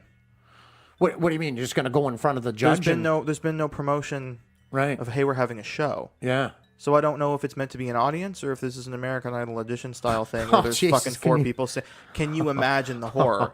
Have you watched America's Got Talent when they do that? Yes. Oh my God, that is But fucking painful. dude. I can't imagine. Yeah. I can't imagine. So No. I don't know what I'm walking into. So you are signed up for this I did fucking. sign Are up you for it, prepared yeah. to go I'm to fucking prepared Thunder to go Bay? to Thunder Bay, fuck it, yeah. Who gives a shit? Who else is in this It's a competition? I have no idea. Oh, they haven't put out a list or nothing. No list. No, What and the it's not like sign up in the comments. You have to message the Thunder Bay Right. Comedy Festival page. Okay. Because they're having the Thunder Bay Comedy Festival with the Thunder Bay Crickets, and this is part of the That competition. deal. Is part of that deal. Right. So I don't know who else is involved. I don't know if it's an open show. I don't know if you can get tickets. I don't know So if you when can go when are you going for the first round? Wednesday. This coming This coming Wednesday? Shit. It depends got on when fight camp starts because 3 I'd like to sets get out. ready to rock. Is that right? And if I get through, I'm trying to do this. I'm trying to be a little more spontaneous. I don't know how I'll make out getting to Thunder Bay, but I just got to trust that I can. Right. Girlfriend's going to Cuba the same day, Oh, shit. so she's also traveling. It's a terrible time to get time off work. Wow. I'm very Yeah. much needed there. Yeah, but yeah. I don't know. I haven't taken more than a couple sick days in the last 6 months or so doing this, so hopefully I can do it. And the finals are going to be on a Tuesday night. Is that the story? April 16th, All right. which is, I don't know if that's a Tuesday or a Wednesday. But it's midweek. It's midweek. Yeah. Yeah, I mean, you'd think you'd want a So the issue with that, Finals. of course, is you're probably there a day before. right. I mean, you fly in that morning if you're lucky, Yeah. and then out the next day. So it's a minimum of 2 to 3 days in the middle of the week to try to sort out your shit. Got to have someone to feed the cats because the girlfriend's in Cuba, which is a trip I didn't go on because I was gonna have trouble getting time off work. But Yeah, right. whatever. I have terrible luck when it comes to stand-up competitions, Sure. online or otherwise. So Yeah, yeah. we'll just take it one step at a time. What else you got coming up? Let's get your fucking plugs out before we get Well, out the door honestly, here. April's pretty open. Actually, I've got that, and then the next thing is probably the Legion on May 10th, Nice. and then we got June Fredericton. 7th in Fredericton. Yeah. So do we know between- the venue on that yet? I think it was part of the post, but I don't. Oh, okay. Remember. It's yeah, it is a Troy Haynes Yeah. deal, but I don't know where he's doing it. How come you didn't put in for the Fringe? It never occurred to me, No. and I also don't think I have an hour. You don't think you have an hour? Not an hour that I'm in love with. Yeah. And, You know, you can supplement those shows though, right, with a little bit of multimedia or Could, you know, yeah, an I could. opener or something like that, right? no, if I put in some thought, and actually you've sort of inspired me to do it maybe next year, maybe kick it in. Nice. Because stand-up doesn't get a huge representation at Fringe. No. Maybe it should, maybe Not it shouldn't. historically. I don't know, but not historically. Yeah. And I will be taking in your show. Nice. For sure, because, I mean, I hope I do I'm well. so interested to see, to see what Grow Up is going to be like. I'm thinking about changing the name of it to Grow Up. Cute. Oh, Grow Up. Grow Up. That's Chris, cute. thanks for coming out. Hey, thanks for having me, Mark. This was a blast.